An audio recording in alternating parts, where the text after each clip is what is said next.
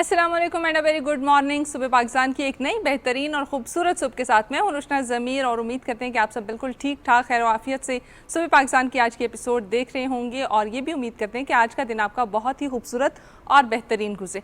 आज 22 अगस्त जो है वो काफ़ी गर्म दिन है और बहुत सारे इलाकों में जो है वो गर्मी का ज़ोर बिल्कुल टूटने का नाम नहीं ले रहा। बहुत सारे लोग जो है इस चीज़ की शिकायत भी कर रहे हैं कि गर्मी दिन ब दिन बढ़ती ही जा रही है, लेकिन दुआ करते हैं कि गुजरते दिनों के साथ साथ गर्मी का जोर टूट जाए, बारिशें शुरू हो जाएं और बेहतरीन मौसम जो है वो आप इंजॉय कर सकें। और जब आप ट्रैवल कर रहे हैं तो इस चीज़ का बहुत ध्यान रखें कि आप किस जगह पे ट्रैवल कर रहे हैं, वहाँ का मौसम कैसा है, बाकी सारी चीज़ें और बाकी सारे सिनेरियोज जो हैं उनको भी ध्यान में रखते हुए आप एक जगह से दूसरी जगह पर ट्रैवल करें। 22 अगस्त जो है उस पर हम ये भी कोशिश करेंगे कि जितने लोगों की बर्थडेज़ हैं उनको भी विश करें, लेकिन आज हमारे पास एक स्पेशल बर्थडे भी है और हमारे एक टीम मेंबर हैं, हमारे एक साथी हैं, उनकी बेटी मुस्कान फातिमा, उनकी बर्थडे है तो उनको बहुत बहुत बर्थडे की मुबारकबाद। और सैयद मोहम्मद सजाद साहब जो है इनकी बेटी है मुस्कान को बहुत सारी बर्थडे की मुबारकबाद। और मुस्कान, हम दुआ करते हैं कि आपका आने वाला हर दिन बेहतरीन हो और हर आने वाला दिन जो है वो आपके लिए ढेर सारी खुशियाँ जो है वो लेके आए और आपकी आने की ज़िंदगी जो है वो आने वाली ज़िंदगी वो भी बेहतरीन हो और आपकी जो ख्वाहिशात हैं वो पूरी हो। अब हम आगे बढ़ेंगे जी। आज के दिन में जितनी भी चीज़ें हो रही हैं उनके हवाले से भी गपशप करेंगे, हमारे पास मेहमान भी होंगे, उनके हवाले से भी बात करेंगे और गुज़िश्ता दिन में भी जितने अहम काम हुए हैं उनके ऊपर भी रोशनी डालेंगे। तो आपको बताते चलें कि निगरान वज़ीर आज़म अनवारुल हक काकड़ साहब ने सानिया है गुजरांवाला जड़ांवाला जो था उसके ऊपर भी नज़र डाली और उस पर उन्होंने कहना था कि जो ये सानिया हुआ है इस पर दुख और अफसोस का इजहार किया है। उन्होंने वहाँ पर दौरा किया है और उन्होंने ये कहा है कि हर शहरी का तहफ़्फ़ुज़ करना हुकूमत पाकिस्तान की ज़िम्मेदारी है और जितने भी शहरी हैं चाहे वो किसी भी मज़हब किसी भी कास्ट से ताल्लुक़ रखते हैं उनकी हिफाजत और उनकी खुशी का ख्याल रखना हुकूमत का फ़र्ज़ है। और इस हवाले से उन्होंने ये भी बताया कि हुकूमत हर किस्म की ज़िम्मेदारी निभाने के लिए तैयार है और अक़लियतों के तहफ़्फ़ुज़ के मामले पर किसी किस्म का कोई भी समझौता नहीं किया जाएगा। इस हवाले से हमारे पास एक पैकेज भी है जिसमें इस हवाले से फ़र्दर तफसील भी दी जाएगी। तो देखते हैं शाहरुख का पैकेज।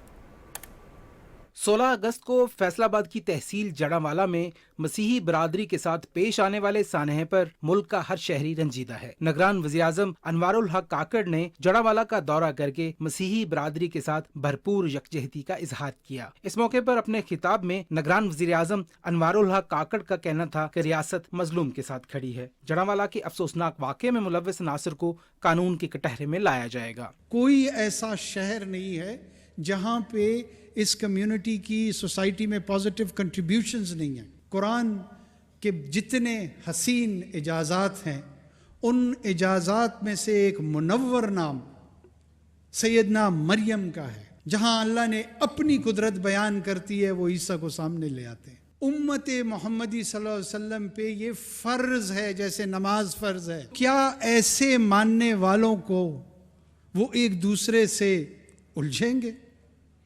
वो एक दूसरे की आबरू, इज्जत और जानों के दुश्मन होंगे? आप पाकिस्तान की शक्ल को मुकम्मल कर रहे हैं। हम मेजॉरिटी में हैं, मेजॉरिटेरियनिज्म पे यकीन नहीं करते। निगरान वज़ीर-ए-आज़म ने कहा कि कोई मुआशरा अदलो इंसाफ के बगैर कायम नहीं रह सकता। इंसानियत के दुश्मनों का मुतहिद होकर मुकाबला करेंगे। मैं आप लोगों को ये यकीन दिलाना चाह रहा हूँ, न सिर्फ क्रिश्चियन माइनॉरिटी के साथ, चाहे वो हिंदू हों, चाहे वो सिख हों, चाहे वो पारसी हों, चाहे वो अहमदी हों, चाहे वो किसी भी किस्म की माइनॉरिटीज़ से बिलोंग करते हों, अगर उनकी जान व माल पे कोई भी शख्स, कोई भी गिरोह हमला आवर होगा तो रियासत और रियासत के कवानीन को आप मजलूम के साथ पाएंगे, जालिम के साथ नहीं पाएंगे। निगरान वज़ीर आला पंजाब सैयद मोहसन रजा नकवी ने कहा कि सानहा जड़ांवाला के मरकजी किरदारों को गिरफ्तार किया जा चुका है। गिरजाघरों की तामीर नौ भी चंद रोज में मुकम्मल हो जाएगी। गवर्नर पंजाब मोहम्मद बलीगुर रहमान ने कहा कि तमाम मज़ाहब की इबादतगाहें काबिले एहतराम हैं, हमें बर्दाश्त के कल्चर को फ़रोग़ देना होगा। निगरान वफाकी वज़ीर इंसानी हकूक़ खलील जाज ने जड़ांवाला में आकर मसीही बरादरी के साथ इज़हार यकजहती पर निगरान वज़ीर-ए-आज़म का शुक्रिया अदा किया और कहा कि हमें सब्र का दामन थामे रखना है। चंद शरपसंद अनासर को मुल्क का अमन बर्बाद करने की हरगिज़ इजाज़त नहीं देंगे। निगरान वज़ीर-ए-आज़म अनवारुल हक काकड़ ने मुतासिरा खानदानों में इमदादी चेक तकसीम किए। सानहा जड़ांवाला में लोगों के इमलाक को नुकसान पहुँचा, नुकसान की अजाले के लिए हुकूमत की तरफ से मुतासरा अफराद में 20-20 लाख रुपए के इमदादी चेक तकसीम किए गए। निगरान वज़ीर-ए-आज़म अनवारुल हक काकड़ ने फर्दन मुतासरीन में चेक तकसीम किए और इन्हें यकीन दिलाया कि हुकूमत इनके साथ खड़ी है। हुकूमत का शुक्रिया अदा करते हैं कि अभी हम इस चेक से अपना जो घर हमारा जला है वो घर बनाएंगे। हमें वज़ीर-ए-आज़म साहब ने आके खुद कहा है कि हम भी साबित करके इनको दिखाएंगे कि कानून है पाकिस्तान में। मैं नहायत ही शुक्रगुज़ार हूँ हुकूमत पाकिस्तान का, प्राइम मिनिस्टर साहब का, कि वो हमारे दुख में शरीक हैं। जो भी इस हुकूमत में आए हैं उनका शुक्रिया अदा करते हैं कि उन्होंने हमारे गांव में शामिल हुए हैं। निगरान वज़ीर-ए-आज़म का दौरा जनावाला इस अमर की भी निशानदही करता है कि हुकूमत और तमाम रियासती इदारे अक़लियतों के हकूक़ और तहफ़्फ़ुज़ के लिए पुरअज़्म हैं और किसी भी तशद्दुद पसंदाना कार्रवाई के खिलाफ सख्ती से निपटा जाएगा। Shahrukh Shafi, Pakistan television news.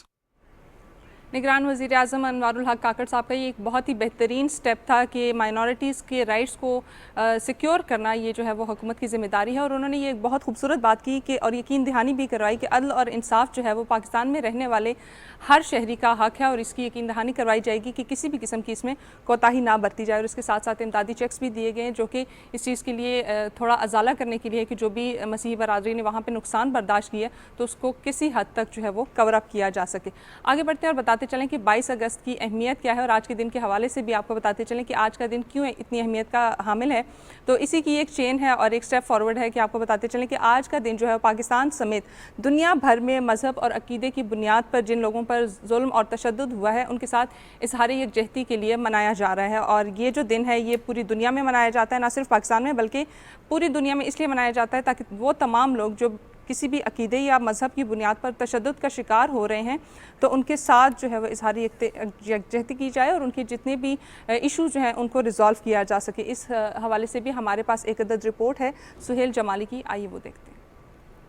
21वीं सदी में जहां इंसानी शऊर तरक्की और बालिदगी के आला मदारिज तय कर रहा है, वहीं बदकिस्मती से पड़ोसी मुल्क भारत में मजहब और अकीदे की बुनियाद पर अकलियतों पर अरसा हयात मजीद तंग कर दिया गया है। अब भारत का कोई हिस्सा मुसलमानों, मसीहियों, सिखों और बुद्ध मत के मानने वालों के लिए महफूज नहीं। मकबूजा कश्मीर से मशरकी पंजाब और यूपी, बिहार से आंध्र प्रदेश और नागालैंड तक मजहब के नाम पर बीजेपी की जुनूनी हुकूमत की सरपरस्ती में अकलियतों पर हमले मामूल बन चुके हैं। मुसलमानों और दूसरी अकलियतों के जानो माल, इज्जत व आबरू, इबादत गाहों और इमलाक को मनसूबाबंदी के तहत नुकसान पहुंचाया जा रहा है। भारत में मजहबी तशद्दुद के खिलाफ जिन दानिश्वरों, अदाकारों, अदीबों और फनकारों ने आवाज उठाई, उन्हें भी नफरत का निशाना बनना पड़ा। अदाकार और फिल्मसाज नसीरुद्दीन शाह, महेश भट्ट, जावेद अख्तर और अरुंधति राय इसकी मिसालें हैं। गुज़िश्ता सदी की आखिरी दहाई में बोस्नियाई मुसलमानों का सरबों के हाथों कत्लेआम, न्यूजीलैंड की मस्जिद में मसीही जुनूनी की फायरिंग, श्रीलंका में ईस्टर के त्यौहार पर मसीहियों पर हमले, यूरोपीय ममालिक में इस्लामोफोबिया के नतीजे में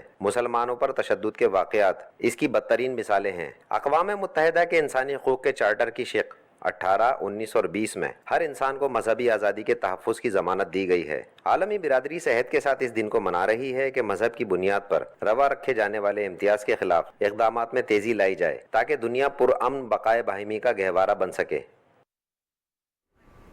जी बिल्कुल। और अब आपको बताते चलें कि पाकिस्तानी नौजवान किसी से भी कम नहीं और वो जहाँ भी जाते हैं दुनिया में किसी भी जगह पे होते हैं तो पाकिस्तान का परचम लहराना बिल्कुल नहीं भूलते। और पाकिस्तान का परचम जो है हम दुआ करते हैं कि इसी तरीके से दुनिया के हर हिस्से में लहराता रहे। और इसमें नौजवानों का एक बहुत ही इंपॉर्टेंट रोल है और स्पेशली वो नौजवान हमारे जो आजकल खेल की दुनिया में पेश हैं। तो आपको बताते चलें कि हसन हादी खान जो है उन्होंने एक और चैम्पियनशिप जो है वो अपने नाम कर ली और कौमी स्क्रैबल चैम्पियन बन गए हैं। वो उन्होंने जो है वो वसीम खत्री को अपने एजाज़ का दिफा ना करने दिया और वसीम खत्री जो है वो दूसरे नंबर पे आए, लेकिन हसन हादी खान जो है वो कौमी स्क्रैबल चैम्पियन जो है वो बन चुके हैं। और कराची में ये जो खेली गई थी 3 रोज़ा स्क्रैबल चैम्पियनशिप थी, इसके आगाज़ ही से हसन हादी खान ने बर्तरी हासिल की और शुरू में ही उन्होंने इतनी अपनी पोजीशन बरकरार रखी, इतनी स्ट्रॉन्ग रखी कि वो आगे जो है वो मज़ीद मुकाबले को अपने साथ साथ जो है वो स्ट्रॉन्ग करते रहे। एंड वी होप कि इसी तरीके से आप इंटरनेशनली भी पाकिस्तान का नाम रोशन करते रहें, क्योंकि आजकल हमारे पास बहुत सारे प्लेयर्स हैं जो कि स्क्रैबल में स्पेशली जो है वो दुनिया में बहुत सारे अवार्ड्स भी ले रहे हैं, बहुत सारे चैम्पियनशिप्स भी जीत रहे हैं और गिनीज़ रिकॉर्ड्स में भी अपने नाम बनाते जा रहे हैं। आगे बढ़ते और आपको बताते चलें कि हमारे पास आज की एक बड़ी मुनफरिद खबर है और वो उन लोगों के लिए जो कि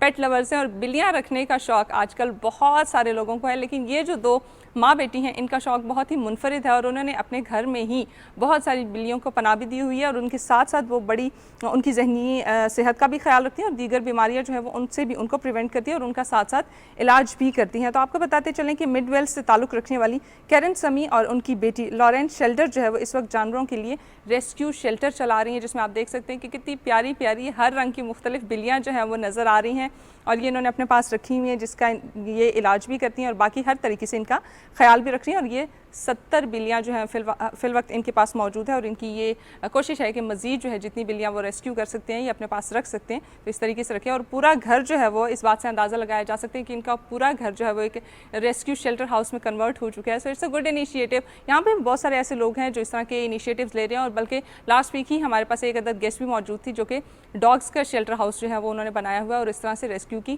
खिदमत सर अंजाम दे रही हैं। सो आप अपने इर्द गिर्द जितने भी जानदार हैं उनका बहुत ख्याल रखें और छोटे छोटे स्टेप्स होते हैं आपकी जो डेली लाइफ में आप अपने लिए तो लेते ही हैं, तो क्यों ना अपने इर्द गिर्द रहने वाले जानदारों के लिए भी आप लें और बहुत सारी चीज़ें इस तरह की आप कर सकते हैं। तो इट्स अ गुड थिंग और एक पॉजिटिविटी भी जो है वो आप अपने लिए और बाकी लोगों के लिए फैला सकते हैं।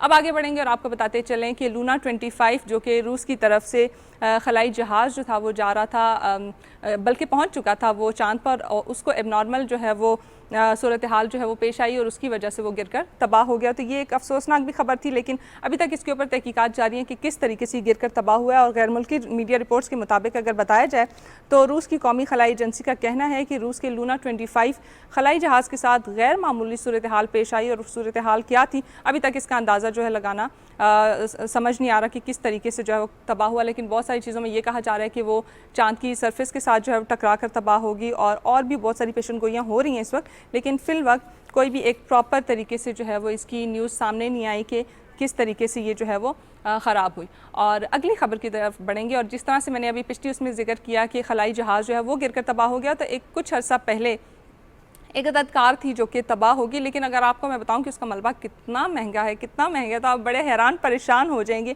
कि टूटी फूटी जली सड़ी फरारी जो है वो 1.8 मिलियन डॉलर्स में फ़रोख्त की गई है। मतलब सच अ ह्यूज अमाउंट के 1.8 मिलियन डॉलर्स में ये फ़रोख्त की गई है और नए मालिक का नाम फ़िलहाल जो है वो बताया नहीं गया, उसको सीक्रेट रखा गया, अवामी तौर पर इसको जाहिर नहीं किया गया। लेकिन कार में कोई पहिए, कोई अंदरूनी हिस्से और बॉडी जो है वो बिल्कुल मुकम्मल तौर पर जल चुकी थी, कोई पार्ट्स जो है वो इसके मौजूद नहीं है। लेकिन इसकी नायाबियत और रेसिंग नस्ब ने इसके ख़रीदने वालों को जो है वो ज़रूरी बना दिया कि आप जो है वो इसको ख़रीदें। और ये जो कार थी ये असल में जो है वो एक गेम थी, उसमें ये विनर भी रही है और इसकी वजह से इसकी अहमियत जो है वो ज़्यादा बढ़ती रही है। और 1947 में ये जो अवार्ड थे ये इन्होंने जीता था और उसके बाद जो है 1960 में एक जगह पे इसको आग लगी। लेकिन स्टिल आप देखें कि वो कहते हैं ओल्ड इज़ गोल्ड, लेकिन फिर भी 1.8 million is a huge amount जो कि आप इस चीज़ पे इन्वेस्ट करते हैं। लेकिन शौक की बात है, बहुत सारे लोग इस तरह के शौक रखते हैं, तो ना गाड़ी में पहिए हैं, ना कोई और चीज़ है, ना कोई बॉडी प्रॉपर है, लेकिन still if they want it so they should do it. कोई इतनी बड़ी बात नहीं है। आपको भी इस तरह के बहुत सारे शौक होंगे जो कि बेजा होंगे,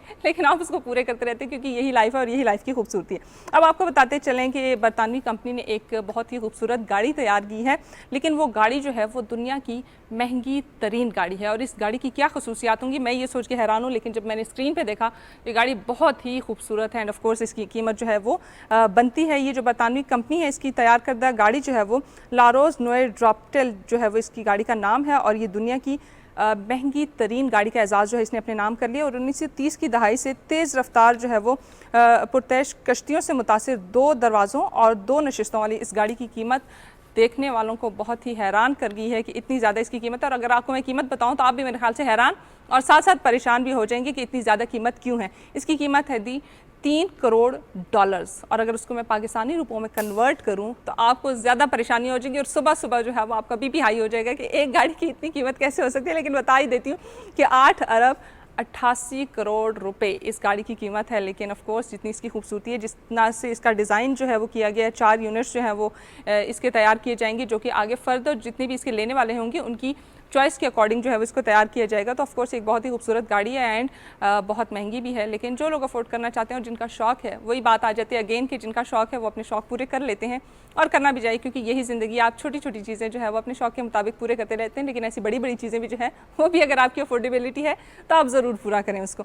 आगे बढ़ेंगे और आपको बताएं चलेंगे कि एक और शौक़ जो है वो खातून का उभर के सामने आया, और वो ये है कि एक ऑस्ट्रेलवी खातून है जिनके पास बारबी डॉल्स की एक ह्यूज कलेक्शन मौजूद है। और अगर आप उनकी कलेक्शन देखें तो आपको समझ आए कि कितनी महंगी महंगी बारबीज़ उनके पास मौजूद हैं। और कुछ के बारे में अगर आपको बताती चलूँ तो उनमें बड़े कीमती जो है वो सोने और जवाहरात भी लगे हुए हैं, तो वो उनकी कलेक्शन जो है वो उनके पास मौजूद है। लेकिन इसमें एक हैरानकुन बात है, और अब आप वो सोच रहे होंगे कि शायद इन्होंने कोई बारबी मूवी देखी होगी या बारबी कार्टून्स देखे होंगे जिससे वो मुतासिर हुई होंगी, लेकिन ऐसा कुछ नहीं है। हैरत अंगेज़ तौर पर अब तक उन्होंने कोई भी बारबी मूवी जो है वो नहीं देखी, और 72 साल ये जो खातून है इनके पास 150 बारबी डॉल्स की जो है वो कलेक्शन मौजूद है। और आप देख सकते हैं कि किस तरह से खूबसूरत उन्होंने प्रॉपर तरीके से उनको संभाल के रखा हुआ है। इनकी सफाई सुथराई का भी ख्याल रखती होंगी। हर किस्म की बारबीज़ जो है वो इनके पास मौजूद हैं, और कुछ गुड़ियाँ ऐसी हैं जिनके ऊपर जवाहरात और कीमती पत्थर भी लगे हुए हैं। तो ऑफकोर्स ये एक काफ़ी कॉस्टली कलेक्शन भी है, लेकिन शौक की बातें उन्होंने रखी हुई हैं। और बारबीज़ देख के मुझे भी बड़ा वो एक क्रेज़ चल रहा है कि यार कितनी खूबसूरत है। लेकिन अगर हमारे घरों में इस तरह से होता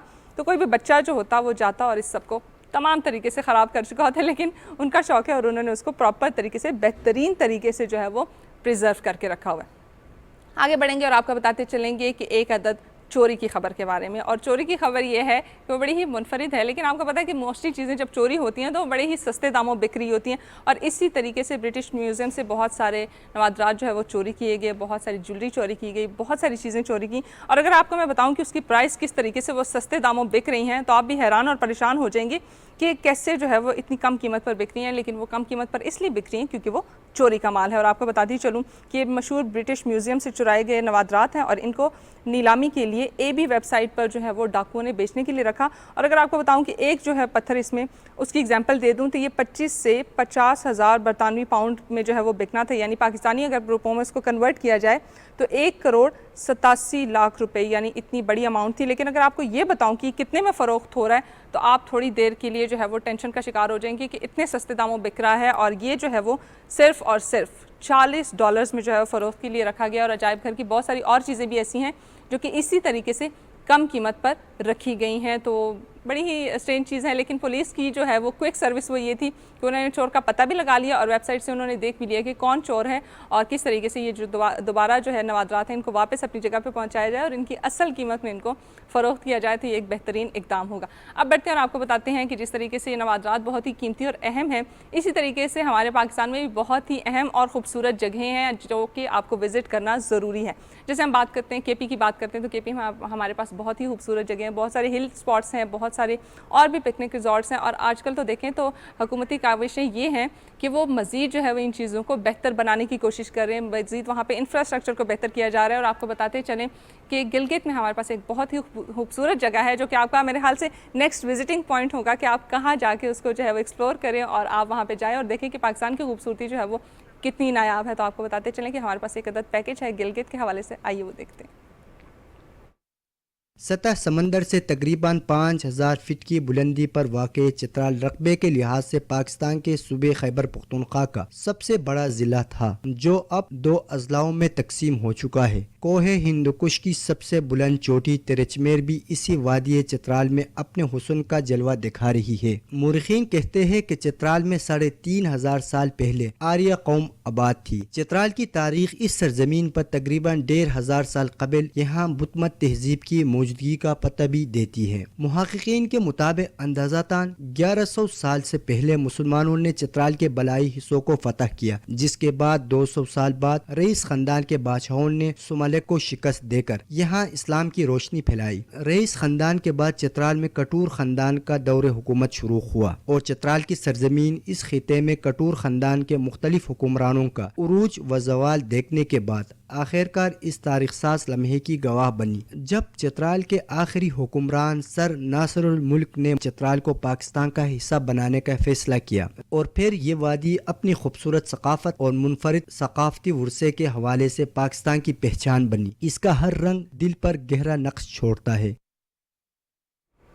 अगर देखा जाए तो पाकिस्तान की खूबसूरती का हर रंग जो है वो दिल पर खूबसूरत नक्श छोड़ता है और आप पाकिस्तान के किसी भी इलाके में चले जाएं तो आपको पता चलेगा कि किस तरीके से डिफरेंट कल्चर्स वहाँ पे मौजूद है, डिफरेंट खाने वहाँ पे मौजूद हैं और पाकिस्तान के लोग जो हैं वो इन सब चीज़ों को बहुत ज़्यादा खूबसूरत बनाते हैं क्योंकि उनका जो फ्रेंडली इन्वायरमेंट होता है, किस तरीके से वो आपका ख्याल रखते हैं, किस तरीके से वो मेहमान नवाजी करते हैं, वो सब चीज़ें पाकिस्तान को एक बेहतरीन मुल्क के तौर पर प्रेजेंट करती है। और आपको बताते चलें कि पाकिस्तान में जिस तरह से खूबसूरती है इसी तरीके से तारीखी विरसा भी जो है वो बहुत ज़्यादा मौजूद है, लेकिन सिर्फ उसको एक्सप्लोर करने की ज़रूरत है। आगे बढ़ते हैं और आपको बताते चलें कि एक आयरन मैन की स्टोरी जो है वो, रियल आयरन मैन की स्टोरी जो है वो आजकल बड़ी ज़्यादा सोशल मीडिया पर वायरल हो रही है और बताया जा रहा है कि आयरन मैन जो है वो एक्चुअल में एग्जिस्ट करता है। और ये आयरन मैन कहाँ पे एग्जिस्ट करता है जी? ये क्यूबा में एग्जिस्ट करता है और आप देख सकते हैं वीडियो में कि किस तरीके से, अब इनकी स्पेशलिटी ये क्या है वो भी आपको बताती चलूँ, क्योंकि किस तरीके से बेरहमी से अपने ऊपर हथौड़े मार रहे हैं अपनी कोहनियों पर और हाथों के ऊपर, लेकिन मज़े की बात यह है कि उनके ऊपर कुछ नहीं होता, मतलब उनकी बॉडी को कोई चोट नहीं पहुंच रही, कुछ भी नहीं हो रहा और ये हकीकी मानों में जो है वो आयरन मैन है। और वो बताते हैं कि मुझे इस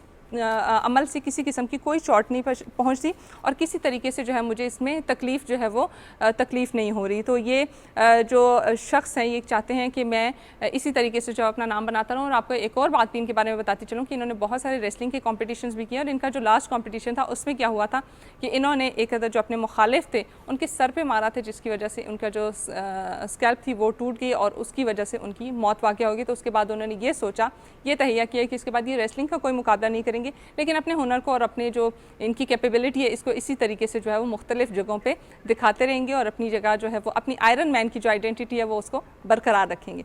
आगे बढ़ते हैं और आपको बताते चलें एक बिल्ली के बारे में जो कि मुख्तलिफ किस्म का स्टंट कर रही है और वो बड़ी क्यूट सी बिल्ली है और मेरे लिए काफ़ी इंटरेस्टिंग भी थी कि बिल्लियाँ इतने मज़े के काम कर रही हैं। तो आप देखें कि वो बिल्ली क्या कर रही है जी?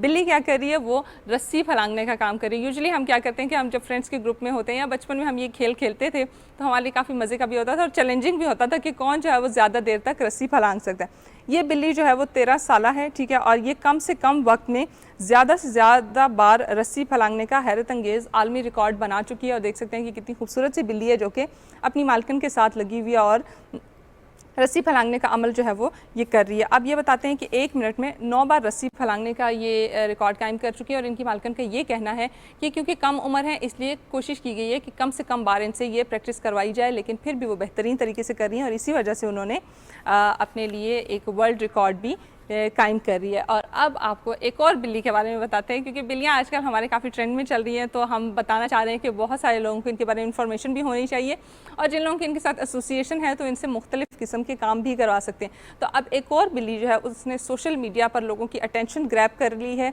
और जितने भी सार्फिन उसको देख रहे हैं उनके साथ बड़ी ही उनके साथ ना एफिलिएशन उनकी जुड़ गई है। और वो बिल्ली जो है वो मैं आपको बताती चलूँ कि ये बड़ी कारामत बिल्ली है। कारामत बिल्ली है इसलिए क्योंकि ये बिल्ली आप देख सकते हैं कि किस तरीके से बल्ब ठीक कर रही है। तो ये बल्ब ठीक करने वाली बिल्ली जो है इसकी वीडियो सोशल मीडिया पर वायरल हुई है और ये ट्राई कर रही है कि किस तरीके से मैं देखूं कि ये बल्ब में क्या ख़राबी है। और बार बार आप देखें कि छोटे छोटे उसके जो पॉज हैं उसने ऊपर किए हुए और अपने हाथों से वो लगी हुई है, ठीक करने की कोशिश में है कि इस बल्ब को ठीक किया जाए। और ये जो इसकी वीडियो है वो सोशल मीडिया पर वायरल हुई है और आखिरकार बिल्ली जो है वो अपने अज़्म में कामयाब हो गई और उसने वो बल्ब ठीक कर ही लिया। तो इस तरह की बिल्लियों से छोटे छोटे काम करवाते रहने चाहिए। जितने भी आपके घर में पेट्स हैं उनको कारामत बनाएं क्योंकि पेट्स मैंने सुना है कि वो बहुत जल्दी लर्निंग कर लेते हैं, वो बहुत जल्दी आपसे सीख लेते हैं कि आप क्या कर रहे हैं, क्या काम कर रहे हैं। तो इनका कारामत जो है वो इस्तेमाल बहुत ज़्यादा ज़रूरी है।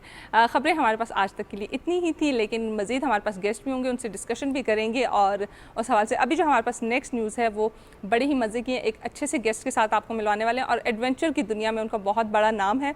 पाक आर्मी ने भी उनकी हेल्प की है इस बहुत बड़े मार्के में, लेकिन ये कौन है, क्या मार्का था, इसके बारे में हम आपको बताएंगे एक छोटी सी ब्रेक के बाद।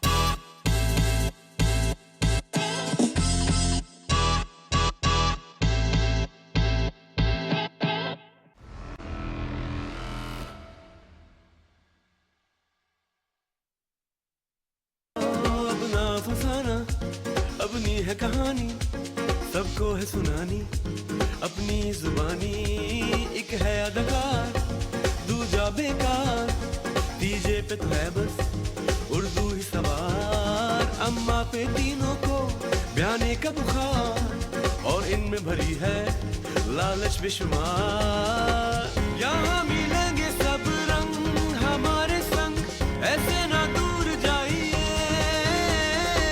मिल गया एंटरटेनमेंट का खजाना अब अंदर तशरीफ लाइए।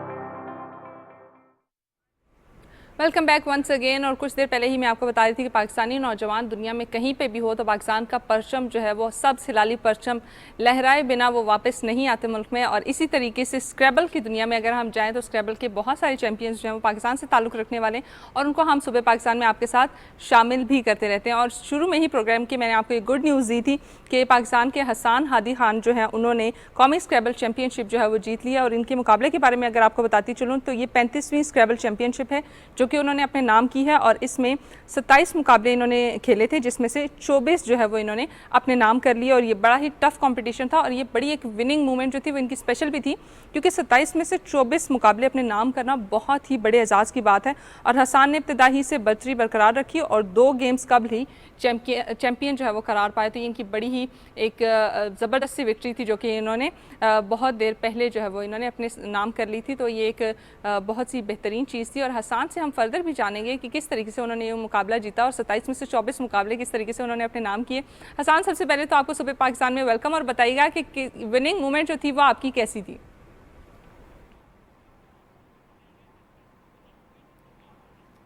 वालेकुम अस्सलाम। विनिंग मोमेंट मेरे लिए काफ़ी स्पेशल था क्योंकि मैं पिछले 3 दिन का इवेंट था, फ्राइडे सैटरडे संडे में तीनों दिन टॉप पे था। और जब जीता तो खुशी का अंदाज़ा आप लगा नहीं सकते क्योंकि पिछले 11 साल से ये खेलते आ रहा हूँ ये स्क्रैबल नेशनल लेवल पे। और मैं हमेशा से मैं चाह रहा था कि इंटरनेशनल टाइटल मैंने पहले जीत चुका था तो मैं चाह रहा था कि एक शेल्फ ट्रॉफी का कंप्लीट हो जाए इस नेशनल टाइटल के साथ। तो उस वक्त मैं इतना ज़्यादा उछला कूदा नहीं क्योंकि हलक से आवाज़ तक नहीं निकल रही थी मेरे, लेकिन बहुत ज़्यादा खुशी थी मुझे, आंसू आना शुरू हो गए थे जीतने के बाद ही। हसान, ये तो आपकी बड़ी ही खूबसूरत विनिंग मूवमेंट थी। हसान, ये बताइएगा कि जैसे आपने कहा कि आप 11 साल से खेल रहे हैं तो ये भी बता दें कि आप किस एज से आपने ये खेल शुरू किया, क्योंकि अगर मैं देखूं तो आप बड़े ही छोटी सी एज के लग रहे हैं।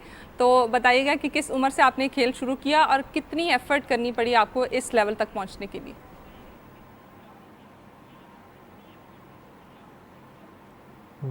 अच्छा, खेलना मैंने अपने घर में तो मैंने जब मैं शायद 7-8 साल का था तब से शुरू कर दिया था।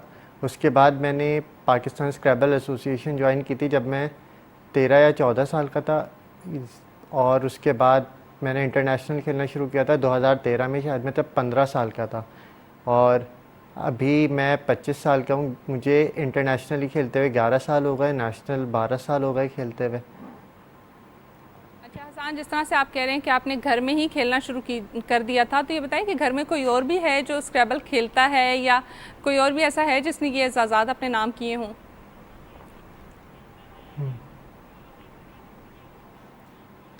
बिल्कुल ऐसा है कि खेलना वालिद साहब से देखकर शुरू किया था। वालिद साहब अपने ऑफिस में खेलते थे, लेकिन उसके बाद वालिद साहब ने जब घर में इंट्रोड्यूस कराया तो मेरे 2 भाई और हैं, मैं उनके साथ खेलता हूँ, अभी भी खेलता हूँ।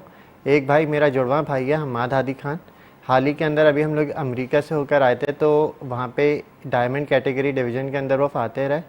एंड तो एक छोटा भाई भी है 18 साल का, हशाम आदि खान, और वो अभी करंटली एशियन यूथ चैम्पियन है। अच्छा इन हसान, लोगों जिस के तरह से साथ मैं आपने कहा खेलता कि हूँ। आपके 2 भाई भी और खेलते हैं। आप ऐसा समझें कि जो इस टूर्नामेंट की तैयारी की है वो मैंने की ही इन्हीं के साथ है। ठीक है हसान, आपने अपने भाइयों के साथ या अपने फादर के साथ टूर्नामेंट की तैयारी की है, लेकिन ये बताइए कि ज़ाहिर ऑफ कोर्स जब बहन भाई बैठते हैं तो कंपटीशन ज़रा ज़्यादा टफ हो जाता है, तो वो जो एक साथ खेलने वाला कंपटीशन था उसमें कौन जीतता था?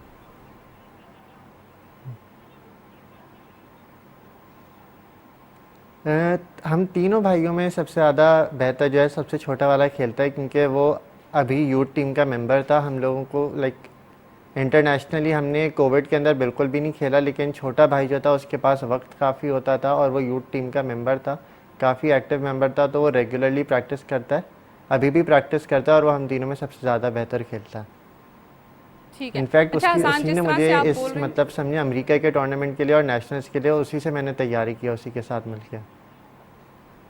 ठीक है, बहुत बेहतरीन हसान, जिस तरह से आप बोल रहे हैं कि आपके घर में भी खेलने वाले काफ़ी लोग हैं, तो आप स्क्रैबल के स्कोप को किस तरह से देख रहे हैं कि अगर पाकिस्तान में देखा जाए तो आने वाले या अगले चंद सालों में आप क्या देखते हैं कि पाकिस्तान में कितने और लोग होंगे या कितने और आपके साथी होंगे जो कि स्क्रैबल खेल रहे होंगे और दुनिया में अपना नाम भी बना रहे होंगे?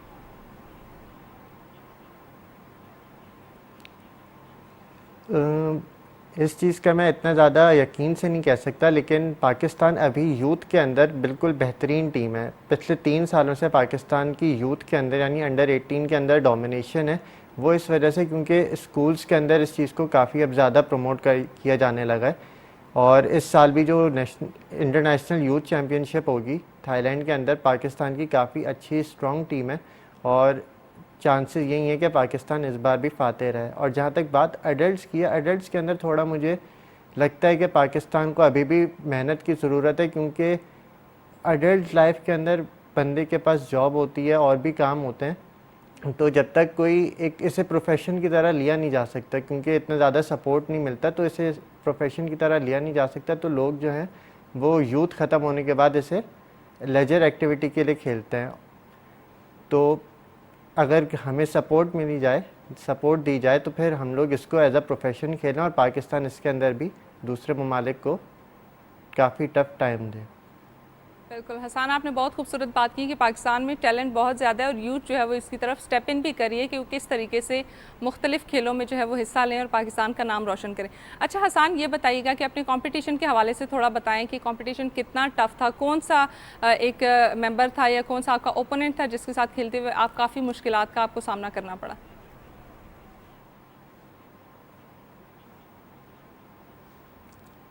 जैसे कि आपने पहले ही बता दिया दिफाई चैम्पियन का कि मैंने दिफाई चैम्पियन वसीम खत्री को उनका टाइटल डिफेंड करने से रोका, तो वही सबसे बड़ा कंपटीशन थे मेरे लिए।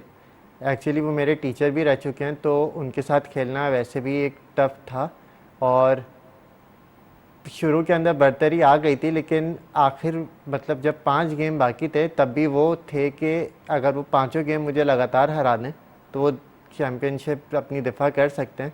लेकिन 5 में से शुरू के 2 गेम ही मैंने उन्हें हरा दिए, तो उसके बाद इतना ज़्यादा मतलब उसके बाद तो मैं डिक्लेयर हो गया चैम्पियन। सो उनकी वजह से मतलब कंपटीशन के अंदर टफनेस थी, लेकिन अल्हम्दुलिल्लाह मैंने बहुत अल्लाह का शुक्र है कि उन्हें शिकस्त दे दी मैंने। वरना और भी यूथ के बच्चे थे, जैसे जो 3rd आया अली सलमान, उससे भी मैं एक मैच हारा और उसने भी काफ़ी टफ़ टाइम दिया मुझे, और बाकी यूथ के प्लेयर्स भी मुझे काफ़ी टफ़ टाइम दे रहे थे, लेकिन तजुर्बा आखिरकार ज़्यादा था मेरा, इस वजह से मैंने जो है अपनी मतलब पोजीशन को भी स्ट्रॉन्ग रखा और चैम्पियनशिप जीत गया। ठीक है हसान, जिस तरह से आप बोल रहे हैं कि आपका तजुर्बा ज़्यादा था और आपकी प्रैक्टिस ज़्यादा थी, तो बताइएगा कि आप दिन में कितना टाइम देते हैं स्क्रैबल को, और दूसरी एक और चीज़ ये भी बताइएगा कि किस तरीके से आप इसकी प्रैक्टिस करें तो आप एक बेहतर खिलाड़ी बन सकते हैं।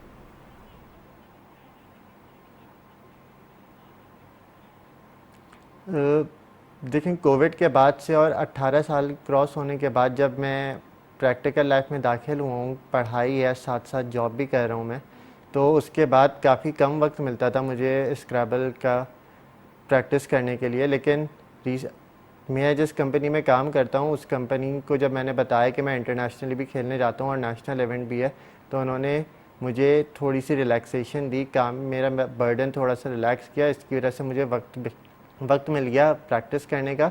एंड जिस तरह मैंने बताया कि मेरा छोटा भाई अभी भी प्रैक्टिस करता है, तो पिछले 3 महीने से मैं लगातार अमेरिका के लिए प्रैक्टिस कर रहा था अपने छोटे भाई के साथ लग के, और उसी मेहनत की वजह से मुझे नेशनल्स के अंदर भी मौका मिल गया कि मैं अच्छी परफॉर्मेंस दे सकूं। ठीक है। अच्छा हसन, आजकल बहुत सारे लोगों को फोकस का प्रॉब्लम होते हैं कि आप अपनी सारी अटेंशन एक जगह पे ग्रैब करके नहीं रख सकते। आप कोई भी काम कर रहे हैं तो यूजुअली ये होता है कि कोई दूसरा बीच में काम आ जाता है तो आप वहाँ पे डिस्ट्रैक्ट हो जाते हैं, लेकिन स्क्रैबल ऐसी गेम है जिसमें आपको अटेंशन और फोकस रखना बहुत ज़्यादा ज़रूरी है। आप इसको किस तरीके से मेंटेन करते हैं या अपने माइंड को किस तरह इसमें ट्रेन करते हैं कि आपका फोकस या अटेंशन एक ही जगह पे मरकूज़ रहे?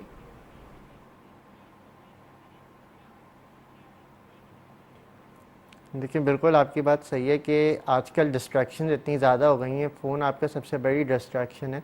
बहुत सारी बेजा चीज़ें इसके अंदर फालतू हैं जिसकी वजह से लोगों का टाइम ज़ाया हो जाता है। तो मैंने अपने आप को अच्छा खासा ट्रेन किया हुआ है कि रात को जल्दी सो, सुबह जल्दी उठो, टाइम ज़्यादा मिलता है। फ़ोन से जितनी दूरी रखी जाए उतना बेहतर है, ताकि इंसान अपने वक्त को बेहतर से बेहतर इस्तेमाल कर सके। इसी वजह से मैं अपनी जॉब को भी टाइम दे पाता हूँ, अपनी पढ़ाई को भी टाइम दे पाता हूँ, और उसी के साथ साथ स्क्रैबल के लिए भी वक्त निकाल देता हूँ। ठीक है। अच्छा हसन, स्क्रैबल को अगर आप एक गेम के तौर पे लें तो ऑफ कोर्स एक बेहतरीन गेम है, क्योंकि आप इससे मेंटली एक्टिव भी रहते हैं और बहुत सारे नए अल्फाज जो हैं वो भी आपकी वोकेबलरी में शामिल होते हैं। लेकिन ये बताइएगा कि आपकी प्रैक्टिकल लाइफ पे या पर्सनल लाइफ पे इसका क्या इम्पैक्ट पड़ा है? क्या चीज़ें आपको इससे ज़्यादा जो है वो एसोसिएट करने से मिली कि आपकी वो पर्सनल लाइफ में वो भी बेहतर होती गई स्क्रैबल खेलने से?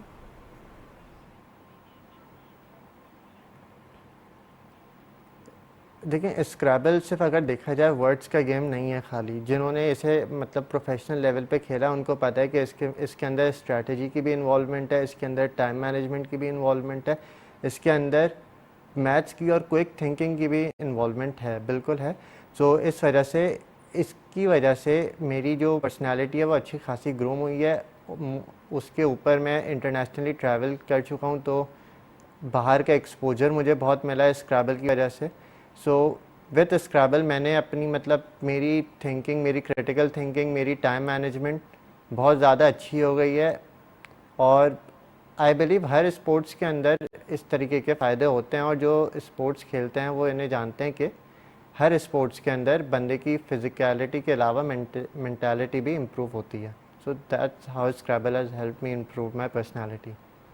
बिल्कुल ठीक कहा आपने हसन, के हर स्पोर्ट्स के कोई ना कोई फ़ायदे ज़रूर होते हैं और आपकी लाइफ के ऊपर जो है वो इम्पैक्ट भी कर रहे होते हैं। हसन, ये बताइएगा कि आगे क्या गोल्स हैं आपके, या फिर आप सेकेंडली ये भी बताइएगा कि आप अपने जैसे यंगस्टर्स को क्या मैसेज देना चाहेंगे?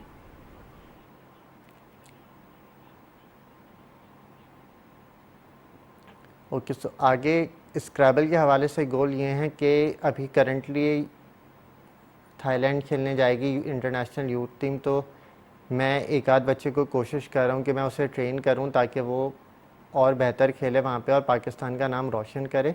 पर्सनली ये कि अगले साल इंडोनेशिया के अंदर अल्केमिस्ट कप होगा, उसके अंदर अभी तक टीम्स डिसाइड नहीं हुई हैं, वो रेटिंग के ऊपर डिसाइड होंगी। तो जितनी ज़्यादा अच्छी रेटिंग होगी टीम पाकिस्तान की ओवरऑल, तो उस हिसाब से खेलने का मौका मिलेगा। तो मैं कोशिश कर रहा हूँ कि अगर हम लोग, मेरी और मेरे साथ और बाकी लोग जो हैं वो बेहतर परफॉर्मेंस दें रिसेंटली, ताकि पाकिस्तान का चांस बेहतर हो जाए अल्केमिस्ट में पार्टिसिपेट करने का। और इरादा यही रहेगा कि मैं पाकिस्तान की टीम को अल्केमिस्ट कप में, जो कि एक समझिए टीम इवेंट होगा, उसके अंदर मैं पाकिस्तान की नुमाइंदगी करूं।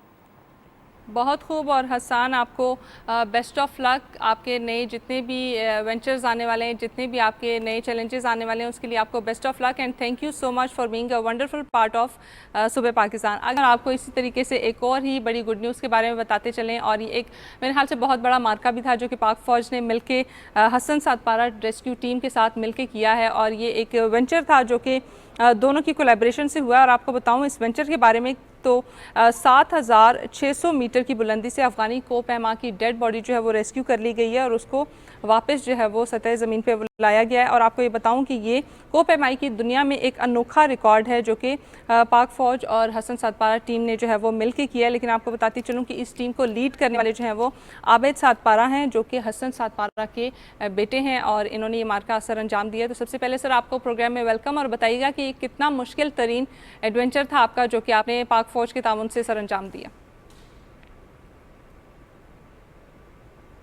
सबसे पहले तो मैं करता हूँ, और उसके बाद जो इस प्रोजेक्ट को जो हमें एक चैलेंज जिस था, तो इस मिशन को हमने काफ़ी मुश्किल उस मरहले पे हमने लेके जाके, और मौसम भी ख़राब था K2 का, तो अल्लाह के फजल करम से मैं और मेरी टीम ने 7,600 मीटर से डेड बॉडी को लाके पूरा दुनिया को एक मैसेज दे दिया कि K2 में भी रेस्क्यू हम कर सकते हैं।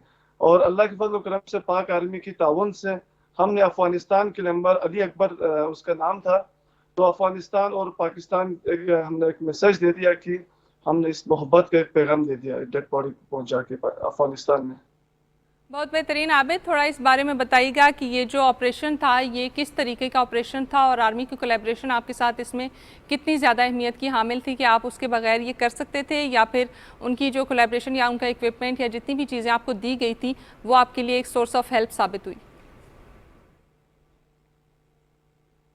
सबसे पहले मैम बात यह है कि ये पूरा पाकिस्तान के लिए एक एजाज की बात है। तो पाक आर्मी की हमारे साथ जो ताउन थी, और कि ये ताउन ना होता तो ये पॉसिबल ही नहीं थी। पाक आर्मी की ताउन की वजह से, अल्लाह के फजल करम से K2 से ये पहला वर्ल्ड रिकॉर्ड पूरा दुनिया में, ये K2 में पहली रेस्क्यू है जो कामयाब हुई है। तो इंशाल्लाह भी गवर्नमेंट ऑफ पाकिस्तान हमें ताउन करें। तो K2 के ऊपर 3 डेड बॉडियां और हैं, जिस तरह मोहम्मद अली सतपारा हैं और जॉन सुनेरी हैं, और हाल ही में एक मोहम्मद हसन शिगरी जो डेथ हुआ है बोतल लेक में। तो इंशाल्लाह गवर्नमेंट ऑफ पाकिस्तान हमारे साथ दे दें तो इंशाल्लाह हम ये तीनों की डेड बॉडियां भी ला के कौम को एक मैसेज दे देंगे कि पाकिस्तानियों के अंदर भी ये टैलेंट है। इंशाल्लाह बिल्कुल ऐसा ही होगा। अच्छा आबिद, एक सवाल मेरे दिमाग में ये आया है कि इस तरह से बहुत सारे कोपैमा जब इस तरह के वेंचर्स पे जाते हैं या एडवेंचर्स पे जाते हैं तो कोई ना कोई हादसा पेश आ जाता है और डेड बॉडीज़ को वापस लाना जो है वो मुश्किल तरीन अमल हो जाता है। लेकिन आप क्या समझते हैं या आप क्या बताना चाहेंगे कि कितने टाइम के अंदर अंदर अगर इस तरह का रेस्क्यू ऑपरेशन कर लिया जाए तो डेड बॉडी को बाहिफाजत वापस लाया जा सकता है? मैम सिर्फ ये डेड बॉडी की बात नहीं है। जब भी हमारे जो पाकिस्तान के अंदर 8005 पिक्स हैं पाया जाता है, तो जब भी फॉरेनर्स इसको क्लेम करने के लिए आते हैं, चाहे शेरपा हो, तो मैं गवर्नमेंट ऑफ पाकिस्तान से ये अपील करता हूँ कि ये मेरी रेस्क्यू टीम है, हसन सतपारा के नाम से हमने रजिस्टर्ड की है। तो इंशाल्लाह यहाँ पे जो भी हादसा होता है, जो भी एक्सीडेंट होती हैं, तो हमारी टीम तो हमेशा हम वक्त तैयार रहती है। तो पाक आर्मी हमारे साथ ताउन करें तो हेलीकॉप्टर अगर कि हमें पाक आर्मी जहाँ पे भी ये मसला हो जाता है हादसा, तो इंशाल्लाह हमारी टीम वहाँ पहुँचेगी और जल्द से जल्द उनको रेस्क्यू करेगी। ये सिर्फ डेड बॉडियाँ लाने की बात नहीं, जो जख्मी हो जाते हैं उनको भी इंशाल्लाह हम आगे इसके लिए हम सोच रहे हैं, तो इसके ऊपर हम भी काम करेंगे इंशाल्लाह। ठीक है हसन, आप कोई मैसेज देना चाहेंगे वो लोग जो कि एडवेंचर करना चाहते हैं लेकिन सेफ्टी मेजर्स का ख्याल नहीं रखते ऐसी जगहों पे जाते हुए? सबसे मेन चीज़ तो ये है कि जो अभी हमारे पाकिस्तानियों के साथ जो कि बस हो रहे हैं हादसा, तो इनके लिए तो मैं यही कहना चाहूँगा कि जो टूर ऑपरेटर्स हैं, इनके सबसे पहले तो प्रॉपर इनकी वर्दी चेक करनी चाहिए, उसके बाद इनकी इंश्योरेंस होनी चाहिए, उसके बाद प्रॉपर ये अगर ट्रेन है तो आगे आप इनको पीक के लिए भेजें, वरना अदरवाइज ये अपने मौत को दावत देने के लिए वहाँ जा रहे हैं। तो हाल ही में ये एक हादसा भी हुआ है, तो प्रॉपर किट होनी चाहिए, तो ये टूर ऑपरेटर की जिम्मेदारी है। तो मैं पाकिस्तानी के मेंबर्स को यही कहना चाहूँगा कि सबसे मेन चीज़ जो है, आप पीक पे जाते हैं तो सबसे पहले अपनी सेफ्टी को मद्देनजर रखते हुए आपने अपने मिशन को आपने कामयाब करना है। जी ठीक है, बहुत शुक्रिया आबिद प्रोग्राम में शामिल होने के लिए, रेडिएशन के हवाले से हमें मालूमात देने के लिए, हमारे लोगों को अवेयर करने के लिए कि जब आप कभी भी इस तरह के एडवेंचर्स पे जाते हैं तो अपनी सेफ्टी जो है, अपनी सिक्योरिटी सबसे ज़्यादा अहम है। और पाक आर्मी का जो किरदार था इस ऑपरेशन में उसको निगलेक्ट बिल्कुल नहीं किया जा सकता, क्योंकि पाक आर्मी जिस तरीके से पूरे मुल्क में अपनी फ़राइज़ सर अंजाम दे रही है, इसी तरीके से इन तरह के वेंचर्स जो होते हैं या इस तरह के एडवेंचर्स जो होते हैं उनमें भी जितने लोग जो है वो फंसे हुए होते हैं उनको रेस्क्यू करने में भी हेल्प आउट कर रहे होते हैं। और आपको बताते चलें कि कुछ दिन पहले ही पाक आर्मी ने 4 बरतानवी, 1 पोलैंड के रिहायशी और 1 मकामी शख्स को जो है वहाँ से रेस्क्यू किया है। तो इस तरह के बहुत सारे और कारनामे भी जो है हमारी पाक फोर्स सर अंजाम दे रही होती है, तो इनकी चीज़ों को निगलेक्ट नहीं किया जा सकता और बेहतरीन तरीका ये है कि हम उस चीज़ को एडमायर भी करें। बढ़ते हैं जी हम अब न्यूज़ ब्रेक की तरफ और उसके बाद सुबह पाकिस्तान को दोबारा रिज्यूम करेंगे। हमारे साथ रहिएगा।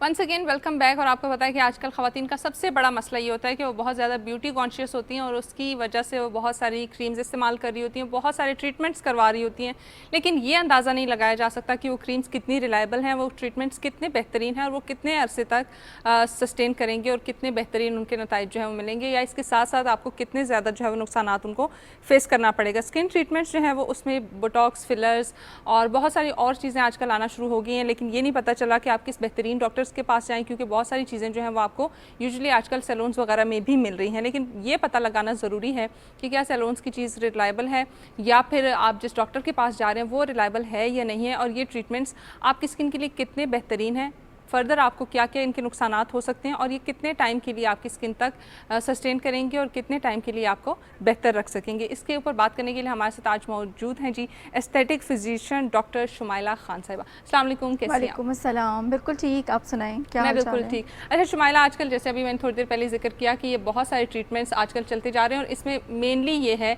कि ख़वातीन चाहती हैं कि अपनी एज से ज़्यादा ना लगे और एंटी एजिंग क्रीम्स वगैरह का इस्तेमाल वो बहुत ज़्यादा कर रही हैं।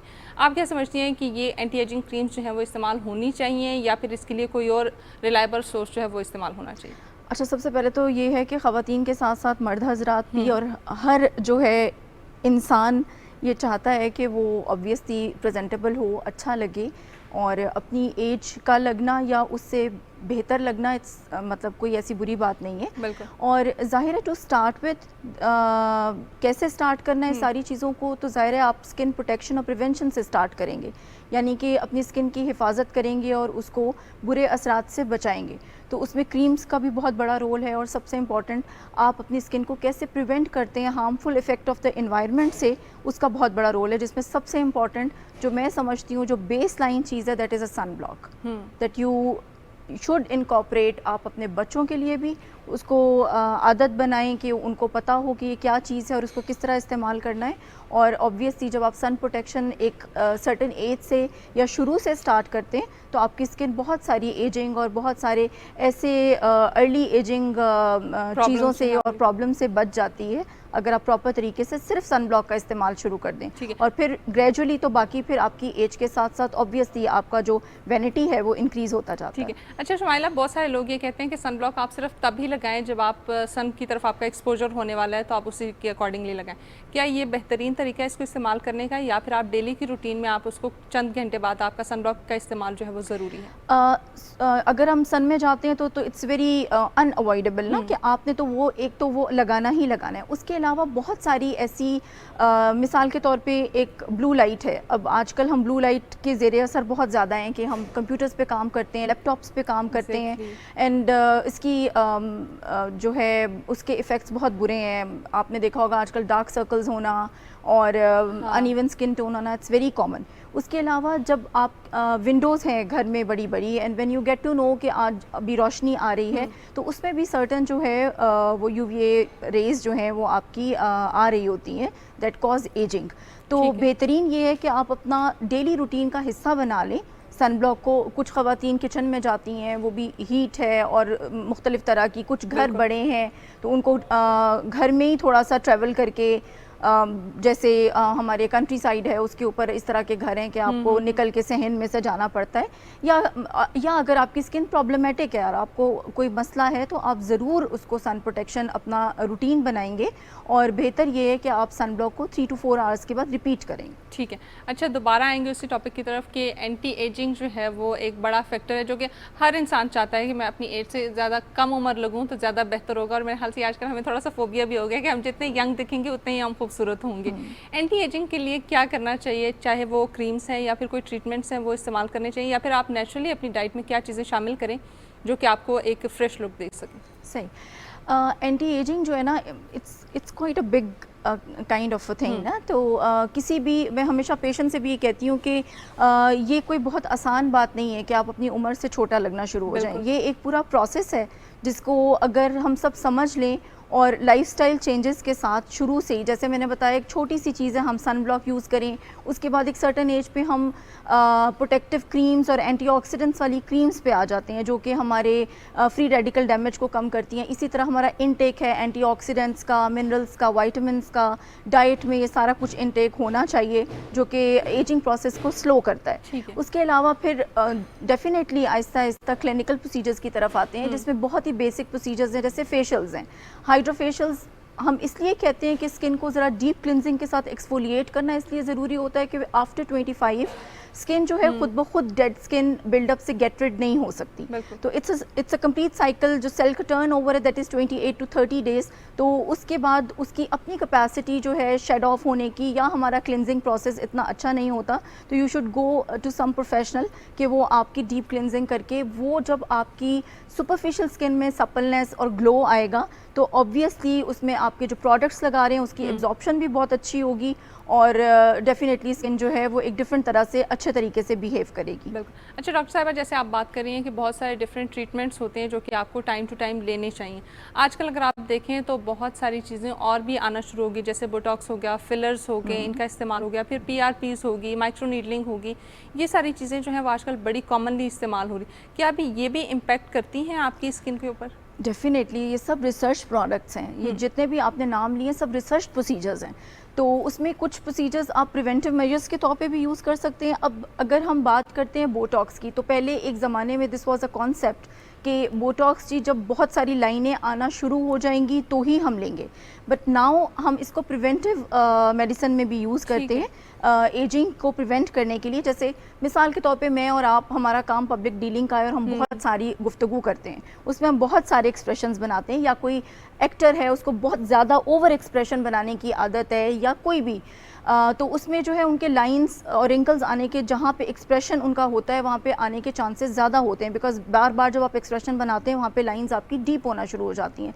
टू सॉफ्टर दैट एक्सप्रेशन उसके लिए बोटॉक्स ही है कि आप उसको अगर पहले लेना शुरू कर दें तो आप उतने ज़्यादा एक्सप्रेशन नहीं बना पाएंगे कि वो लाइंस जो है डीपर होना शुरू हो जाएं। फिर अल्टीमेटली जब लाइंस आ जाती हैं तो डेफिनेटली उसका हल भी बोटॉक्स ही है कि वो आपका कम एक्सप्रेस होगा या वो मसल रिलैक्स हो जाएगा, तो उसकी वजह से वो लाइंस की अपीयरेंस कम आएगी। उसके बाद then you can take help with the fillers, जहाँ पे फोल्ड बन गया है या जहाँ पे आसान अल्फाज में फेस में कोई गड़ा है, कोई डेप्थ है, या कोई एसिमेट्री है, या अब आजकल जो यंगर जनरेशन में भी और आगे भी फेस की बेहतर शेपिंग के लिए, उसकी ब्यूटी की ऑगमेंटेशन के लिए फिलर्स आर बीइंग यूज्ड। और माइक्रो नीडलिंग RF का आपने पूछा, माइक्रो नीडलिंग इटसेल्फ भी, और अगर रेडियो फ्रिक्वेंसी प्रोसीजर के साथ किसी मशीन के साथ होती है, अगेन वो कोलेजन बिल्ड कर रही है।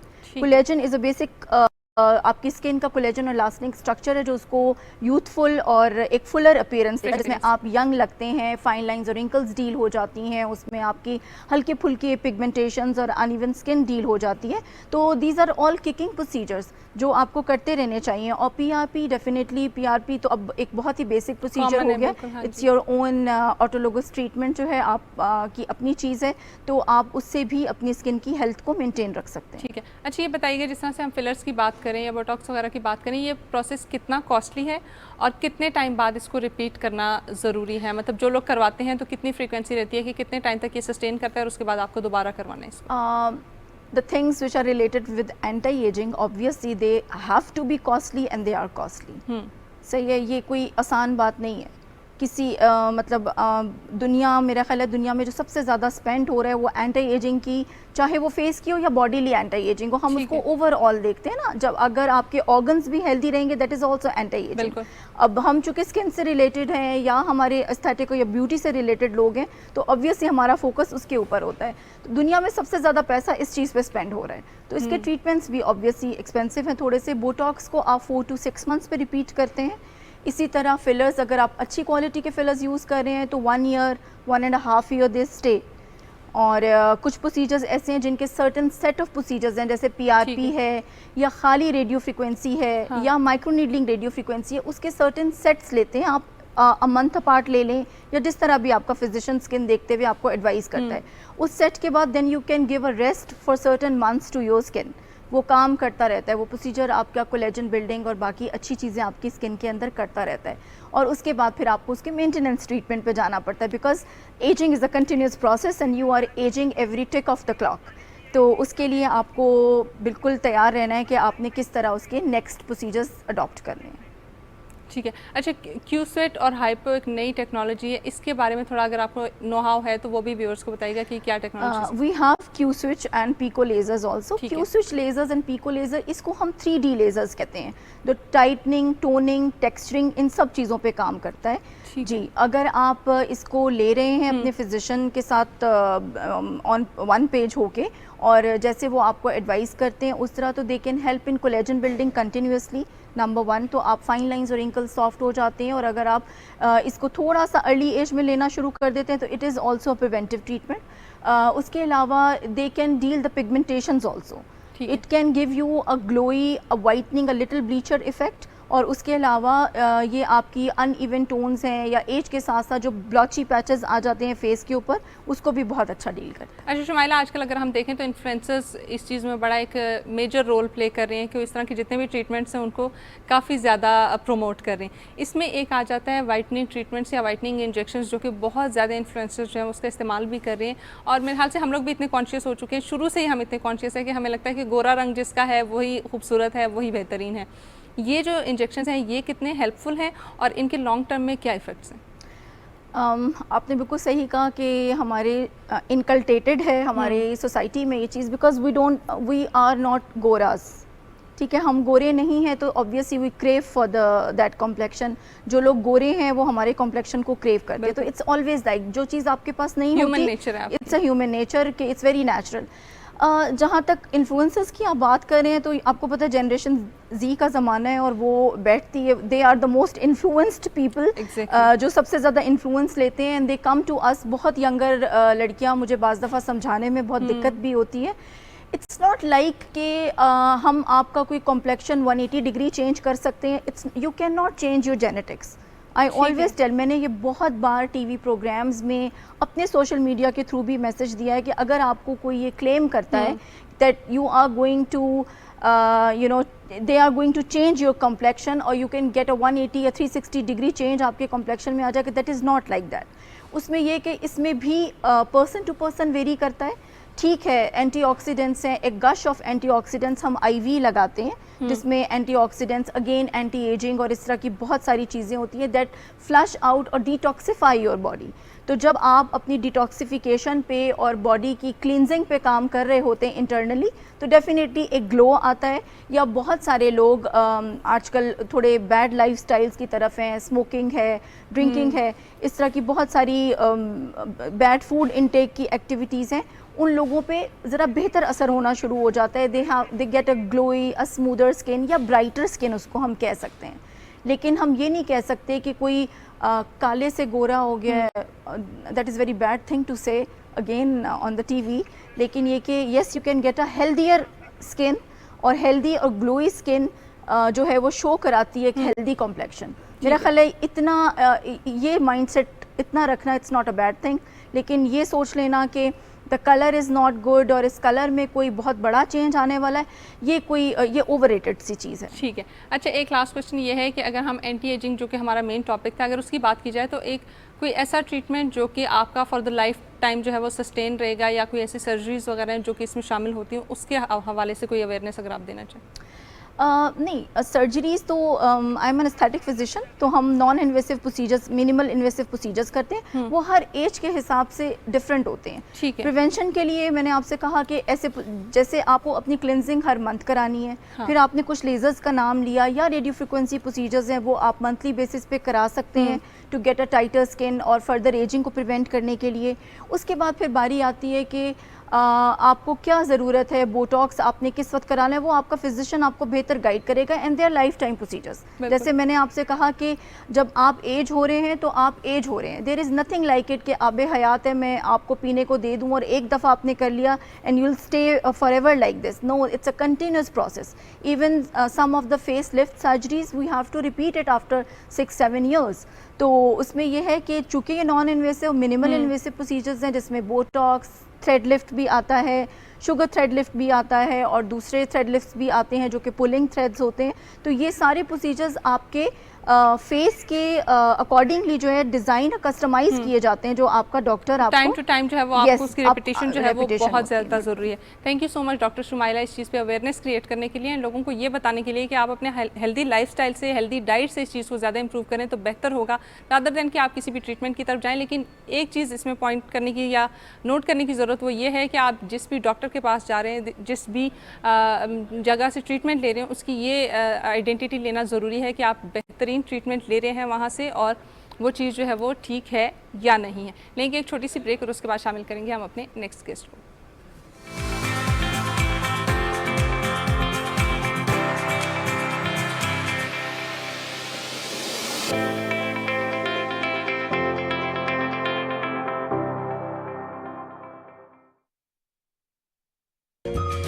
मुझे तरह तरह की जगहों के खाने बनाने का शौक है। बहुत मज़े की खुशबू आ रही है। हांडी के साथ आप तिल वाले कुलचे वगैरह यूज़ करें तो वो ज़्यादा अच्छे लगते हैं। Very nice.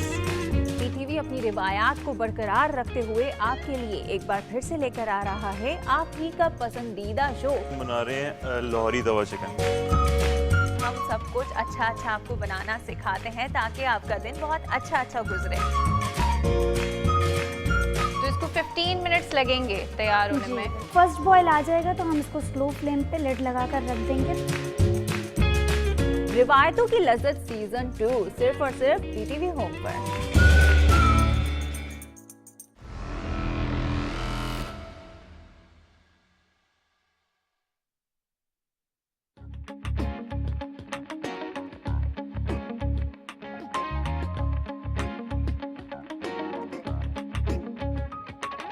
मजे मजे के काम हमारे एक्साइटिंग है खेले सारे। मजे मजे के काम हमारे एक्साइटिंग है खेले सारे। चलो एक्सपेरिमेंट करते हैं, खेल के पीछे क्या है देखते हैं। समझ सके हर चीज को हम बेहतर। खेलो सीखो ढूंढो fun factor, fun factor, fun factor. खेलो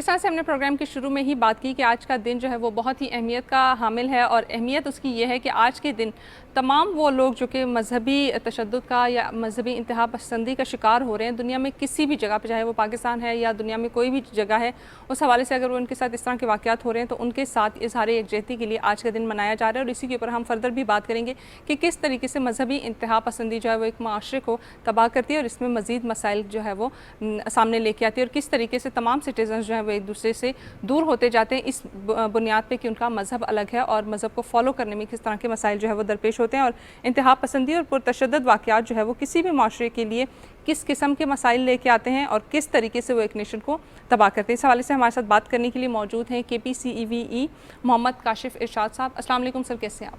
वालेकुम सलाम, ठीक ठाक, अल्लाह का शुक्र है। सर, सबसे पहले तो आज का जो टॉपिक है इसके ऊपर ज़रा रोशनी डालिएगा कि कितनी अहमियत का हामिल है ये टॉपिक और इसको हाईलाइट करना कितना ज़रूरी है। बिस्मिल्लाहिर्रहमानिर्रहीम। आज का टॉपिक हर लिहाज से बहुत ज़्यादा अहमियत का हामिल है। उसकी वजह यह है कि दुनिया के आप देखें तमाम मज़ाहिब के ऊपर आप नज़र डालें तो दुनिया का कोई भी मज़हब जो है वो इंतहा पसंदी और दहशतगर्दी का हामिल नहीं है। अगर मज़हबी टीचिंग्स को आप देखें तो मज़हब जितने भी हैं वो अमन की तरवीज की बात करते हैं, लेकिन ये हम इंसान हैं जो अपने ज़ाती मफादात और ज़ाती अज़ाइम और ख्वाहिशात की तकमील के लिए मज़ाहिब का इस्तेमाल करते हैं, और यही वजह है। दूसरी जो इम्पोर्टेंट रीज़न है वो ये है कि लोगों को चूँकि इल्म नहीं होता इतना वसी अपने मज़हब की टीचिंग्स के हवाले से, तो वो किसी भी इंसान के नरगे में आ जाते हैं। जब भी कोई इस सिलसिले में बात की जाती है, हम लोगों को चाहिए कि दुनिया के तमाम मज़ाहिब के पैरोकारों को चाहिए कि वो अपने मज़हब के संजीदा और इंतहाई इल्मी शख्सियात से रुजू करके किसी भी हवाले से डिसीजन किया करें। बिल्कुल ठीक। सर, जिस तरह से आपने थोड़ी देर पहले जिक्र किया कि कोई भी मज़हब जो है वो इंतहा पसंदी या इस तरह की किसी भी चीज़ को फ़रोग़ नहीं देता, और हर मज़हब जो है उसकी ये कोशिश है कि वो अमन मोहब्बत और एक साथ रहने को जो है वो प्रमोट भी करे और रवादारी का जो आपकी सिस्टम है उस चीज़ को भी प्रमोट करे। लेकिन कहाँ पे हम लैक कर जाते हैं, क्या चीज़ें ऐसी बेसिक हैं जो कि हम में नहीं हैं जिसकी वजह से हम इस तरह की इंतहा पसंदी की तरफ चले जाते हैं और माशरे में एक बदनज़मी का निज़ाम जो है वो कायम हो जाता है? इसकी सबसे बड़ी जो वजह है वो इल्म का फुक़दान है। हम सब लोग मजहबी तौर पे तो इंक्लाइंड होते हैं अपने मज़ाहिब की तरफ, लेकिन उस मज़हब के हवाले से या जो भी हमारी रिलीजियस इंक्लिनेशन होती है उसके हवाले से हमारी इन डेप्थ स्टडी होती नहीं है, जिसकी वजह से हमारे सेंटिमेंट्स को लोग बड़ी आसानी से अपने मकासद के लिए यूज़ करते हैं। इसी वजह से जो हमारा दीन है इस्लाम, इसकी टीचिंग है कि जब भी आपके पास कोई इल्मी या कोई भी मसला हो माशरती, तो सबसे पहले आपने क्या करना है कि उसके ऊपर तहकीक करनी है। सबसे पहले आपने जाना है जो इल्म वाले लोग हैं उनके पास और उनसे वो मसला डिस्कस करना है। अगर वहाँ भी आपके मसले का हल मौजूद ना हो, आपकी तशफ़ी ना हो, आपको ये महसूस ना हो कि आप मुतमईन ना हो जाएं उस हवाले से, तो फिर आप अहलुल हक़ के पास जाएं। वो लोग जो अहले ज़िक्र हैं, जिनकी बहुत इन डेप्थ इंक्लिनेशन है और बहुत ज़्यादा इन्वॉल्व्ड हैं मजहबी मामलात में, उनके पास जाएं, उनसे समझने की कोशिश करें। अगर वो भी आपकी तशफ़ी ना कर सके तो फिर आपने जाना है उलुल अम्र के पास, वो लोग जिनके पास इख्तियार है। तो जो अथॉरिटी वाले लोग हैं उनके पास जाएं और वहाँ पे आपकी तशफ़ी होनी चाहिए। अगर वहाँ पे आपकी नहीं होती, इट मीन्स दैट कि आप उस मामले में, उस मसले में अब आपकी गिरफ्त नहीं होगी, क्योंकि उलुल अम्र जिनके पास इख्तियार है वो आपको जो डायरेक्शन दे रहा है उसी के पास इख्तियार है और पूछ जो है उसी से होगी। अल्लाह ताला आखिरत में उसी से पूछेंगे कि भाई ये आपकी ज़िम्मेदारी थी और आपने इस चीज़ को इस तरह करना था, आपने नहीं किया। तो एज ए ह्यूमन बीइंग हम सब लोगों की ये रिस्पॉन्सिबिलिटी है, ये ज़िम्मेदारी है कि हम अपने अपने अकायद के हवाले से इल्म ज़्यादा से ज़्यादा हासिल करें। अपने अपने मजहबी जो हमारे उलूम हैं उनके ऊपर हमारी दस्तरस होनी चाहिए, ताकि हमें हमें लोग मिसगाइड ना कर सकें, हमें गलत तरीके से इस्तेमाल ना कर सकें। बिल्कुल सर, आपने बहुत बेहतरीन बात शुरू में ही कह दी कि इल्म का फुकदान जो है वो इसकी मेजर रीज़न है। लेकिन अब ऐसा क्या किया जाए कि हमारे लोगों को इस चीज़ के बारे में अवेयरनेस दी जाए कि वो अमन और मोहब्बत का पैगाम लेके आगे बढ़ें और मुआशरे में जो है वो अमन और मोहब्बत ही फैलाएं? देखें, इस्लाम सलाम से निकला है और सलाम का मतलब है अमन, सलामती। इसी तरह दुनिया के तमाम मज़ाहिब जो है वो सलामती की बात करते हैं, अमन की बात करते हैं।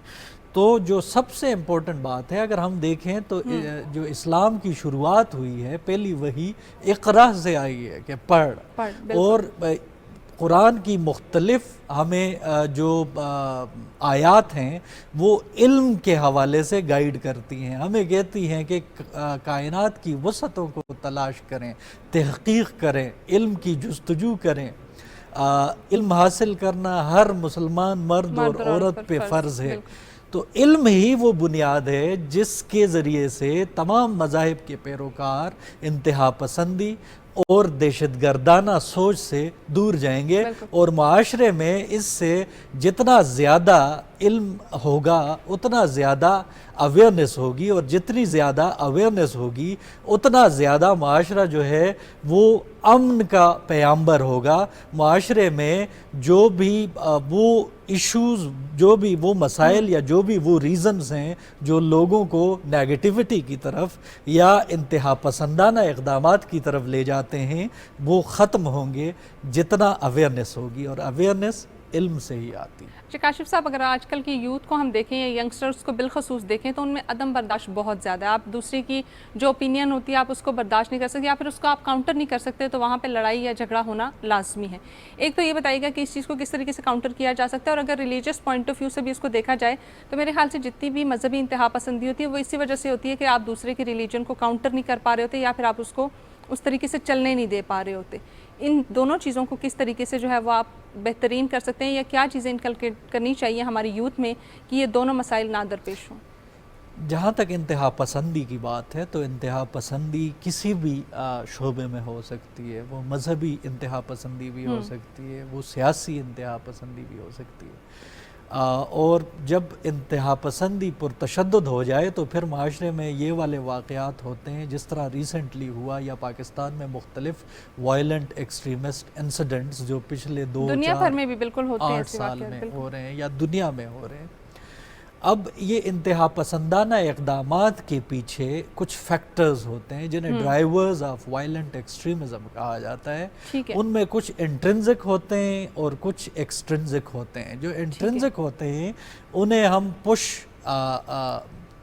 फैक्टर्स कहते हैं, और जो एक्सट्रिंसिक होते हैं उन्हें हम पुल फैक्टर्स कहते हैं। तो ये जो फैक्टर्स हैं, जैसे गुर्बत है, जैसे अब हम देखें ना, आप हम सब लोगों को इल्म है कि मेज़लो की थीरी है जो कि नीड हायरार्की थीरी जिसे कहा जाता है, कि इंसान जो है वो सबसे पहले अपनी फिजियोलॉजिकल नीड्स को पूरी करने की कोशिश करता है। कि एक बंदे को अगर खाने के लिए रोटी अवेलेबल होगी तो वो बाकी चीज़ों का सोचेगा ना। ठीक है। फिर दूसरे नंबर पे उसकी आ जाती है सेफ्टी नीड्स, कि अब जो बंदा खाना पीना उसके ख़ानदान को अवेलेबल है, अब वो सोचेगा कि छत तो ऐसा जिसके अंदर वो आराम से रहे ताकि वो हैज़र्ड्स से या बाकी हमलों से महफूज रहे। उसके बाद इंसान क्या तीसरे नंबर पे आ जाती है सोशल नीड्स। सोशल नीड्स कि अब अगर बंदे को खाना भी अवेलेबल है और उसका घर है तो इंसान फिर माशरे में चाहता है कि उसका इंटरेक्शन हो, शादी हो, उसके बच्चों की शादी हो, सिलसिले हो। अब अगर एक बंदा है उसकी 5 बच्चियां हैं और वो 5 बच्चियां, चूंकि वो बंदा गरीब है, उसका स्टेचर इतना नहीं है और उसके साथ कोई शादी नहीं करेगा तो वो उनके बच्चों के साथ, तो वो बंदा ऑटोमेटिकली माशरे से कटना शुरू होगा और माशरे के खिलाफ नफरत उसके दिल में पैदा होनी शुरू होगी। अब वो नफरत बढ़ते बढ़ते बढ़ते इस लेवल पे चली जाती है।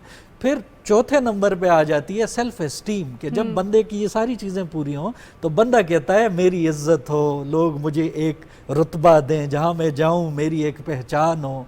उसके बाद जब ये सारी चीज़ें पूरी हो जाती हैं तो बंदा फिर हकीकी बंदा बन जाता है, जो वो रियल में होता है। उससे पहले के स्टेजेस पे वो बंदा वो हकीकी नहीं होता जो एक्चुअली वो होता है। तो फिर वो सेल्फ एक्चुअलाइजेशन की तरफ जाता है। तो ये माशरे की एज अ होल जिम्मेदारी होती है कि माशरे में जो भी मसाइल हैं उन सब का तदारुक मिल बैठ के किया जाए, सिर्फ स्टेट का नहीं होता। स्टेट जो है वो तमाम लोगों से मिल के बनती है, जियोग्राफी से मिल के बनती है और इंस्टीट्यूशंस से मिल के बनती है। अब ये तमाम चीज़ें जब मिल के माशरे के मसाइल को ख़त्म करने की कोशिश करते हैं तो बतदरीज माशरा तरक्की की तरफ जाता है और इस तरह के तमाम माशरती मसाइल ख़त्म हो जाते हैं। बिल्कुल। अच्छा सर, ये बताइएगा कि इसमें हमारे टीचर्स और स्पेशली वो लोग जो कि इन्फ्लुएंस कर रहे होते हैं लोगों को, एक बहुत बड़े ग्रुप को जो है वो इन्फ्लुएंस कर रहे होते हैं, वो कितना अहम किरदार इसमें अदा कर सकते हैं? असातिज़ा और जो लोग मुख्तलिफ ओहदों पे बैठे हुए हैं या किसी भी तरह जिनका इन्फ्लुएंस सर्कल बड़ा है, उनका बहुत इम्पोर्टेंट रोल है। अब असातिज़ा जो हैं, देखें हमारे जितने भी हमारी नस्ल आगे आ रही है या परवान चढ़ रही है, उनका कैरेक्टर बिल्डिंग, उनकी सोच, उनकी अप्रोच टूवर्ड्स सोसाइटी और फ्यूचर ऑफ द कंट्री या उनके ज़ाती फ्यूचर के हवाले से वो सारा उस सब चीज़ों का दारोमदार असातिज़ा के ऊपर होता है। वो चाहे वो प्राइमरी लेवल पे हो, चाहे वो सेकेंडरी लेवल पे हो और चाहे वो यूनिवर्सिटी के लेवल पे हो। यूनिवर्सिटी के लेवल पे ये चीज़ ज़्यादा इम्पोर्टेंट इसलिए हो जाती है कि वहाँ पे नौजवान आ जाता है और नौजवान जो है ये सबसे वल्नरेबल क्लास होती है सोसाइटी की, क्योंकि उनमें एनर्जी सबसे ज़्यादा होती है और उनका एम्बिशन सबसे ज़्यादा होता है। तो इसी वजह से अगर वो राइट ट्रैक पे ना हो और उनकी अप्रोच और सोच मुस्बत अंदाज में डेवलप ना की गई हो तो वो फिर नेगेटिव साइड पे जाएंगे, क्योंकि उन्होंने वो एनर्जी यूज़ करनी होती है और वो अपना नाम चाहते हैं। तो वो नाम अगर उन्हें स्टेट की तरफ से और स्टेट इंस्टीट्यूशंस की तरफ से वो अपॉर्चुनिटीज़ अवेलेबल ना हो जहाँ पे वो पॉजिटिव इक़दामात में इंगेज हो सकें, वो पॉजिटिवली एम्पावर हो सकें, तो वो फिर अल्टीमेटली उन अतराफ़ में इक़दामात उठाते हैं जो कि माशरे के लिए मसाइल का सबब बन जाता है। बिल्कुल। काशिफ साहब, इस चीज़ को रियलाइज़ करना कितना ज़्यादा ज़रूरी है कि पाकिस्तान जो है वो इस्लाम के नाम पे बना, कलमे के नाम पे बना, लेकिन कायद-ए-आज़म ने हमें ये दर्स भी दिया था कि जितने भी लोग यहाँ पे सिटीजन्स हैं वो अपने मज़हब को फॉलो करने के लिए आज़ाद हैं। तो हमारी यूथ को या फिर हमारे जितने भी लोग हैं जो कि पाकिस्तान के सिटीजन्स हैं, उसको ये रियलाइज़ करना कितना ज़रूरी है कि आपके यहाँ पे जितने भी लोग रह रहे हैं उनको मजहबी आज़ादी है। देखें, इस्लाम की जो बुनियादी टीचिंग है वो यही है। आप रियासत मदीना को देखें या आप जाएं मक्का की तरफ, जब मक्का की रियासत बन गई, जब फ़तह मक्का हो गया, उसके बाद देखें तो शुरू में जब रियासत मदीना बनी तो देयर वाज अ कॉन्स्टिट्यूशन, और उस कॉन्स्टिट्यूशन में वहाँ पे आपको पता है कि मुख्तलिफ मज़ाहिब के लोग रह रहे थे और वहाँ पे इंतहाई अमन था। तमाम मज़ाहिब के लोगों को बिल्कुल फ्रीली अपनी जो इबादात हैं, जो अपने मजहबी रिचुअल्स हैं, उनको अदा करने की मुकम्मल आज़ादी हासिल थी। यही वजह है जो कायद-ए-आज़म ने 11 अगस्त की स्पीच की थी, उसमें उन्होंने कहा था कि you are free to go to your temples, your mosques, your religious places, any religious place to whichever religion you belong to in this state of Pakistan। तो ये एक्चुअली इस्लाम की बुनियादी टीचिंग है। यही तो हम बात कर रहे हैं कि इस्लाम जो है वो सबसे ज़्यादा सेकुलर और जो सोसाइटी को सबसे ज़्यादा प्लूरलिस्टिक अंदाज में लेके चलने वाला मज़हब है, दीन है, वो इस्लाम है। और यही हमारे इस्लाम की टीचिंग्स हैं कि जितने भी मज़ाहिब के लोग हमारी रियासत में रह रहे हैं उनको मुकम्मल मजहबी आज़ादी देनी चाहिए। ठीक है काशिफ साहब, आज के दिन की मुनासबत से और टॉपिक के हवाले से आप हमारे लोगों को क्या मैसेज देना चाहेंगे कि जो फॉलो करना ज़रूरी है?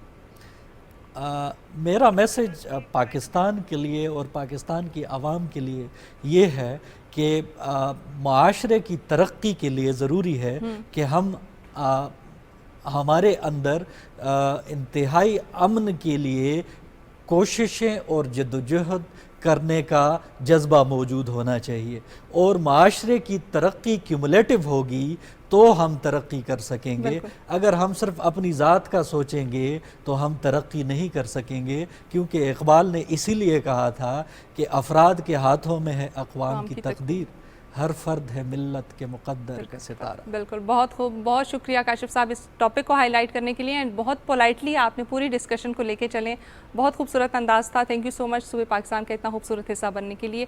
बढ़ते हैं एक ब्रेक की तरफ और उसके बाद शामिल करेंगे next topic.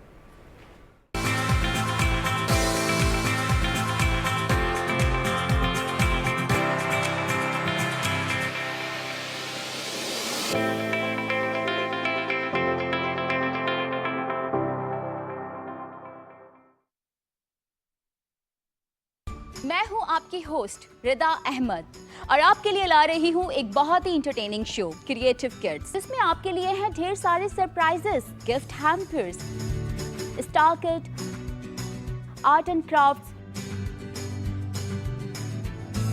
Story time, games, music, स्किट्स, junior chef और बहुत कुछ। तो देखना मत भूलिएगा creative kids, only on PTV home.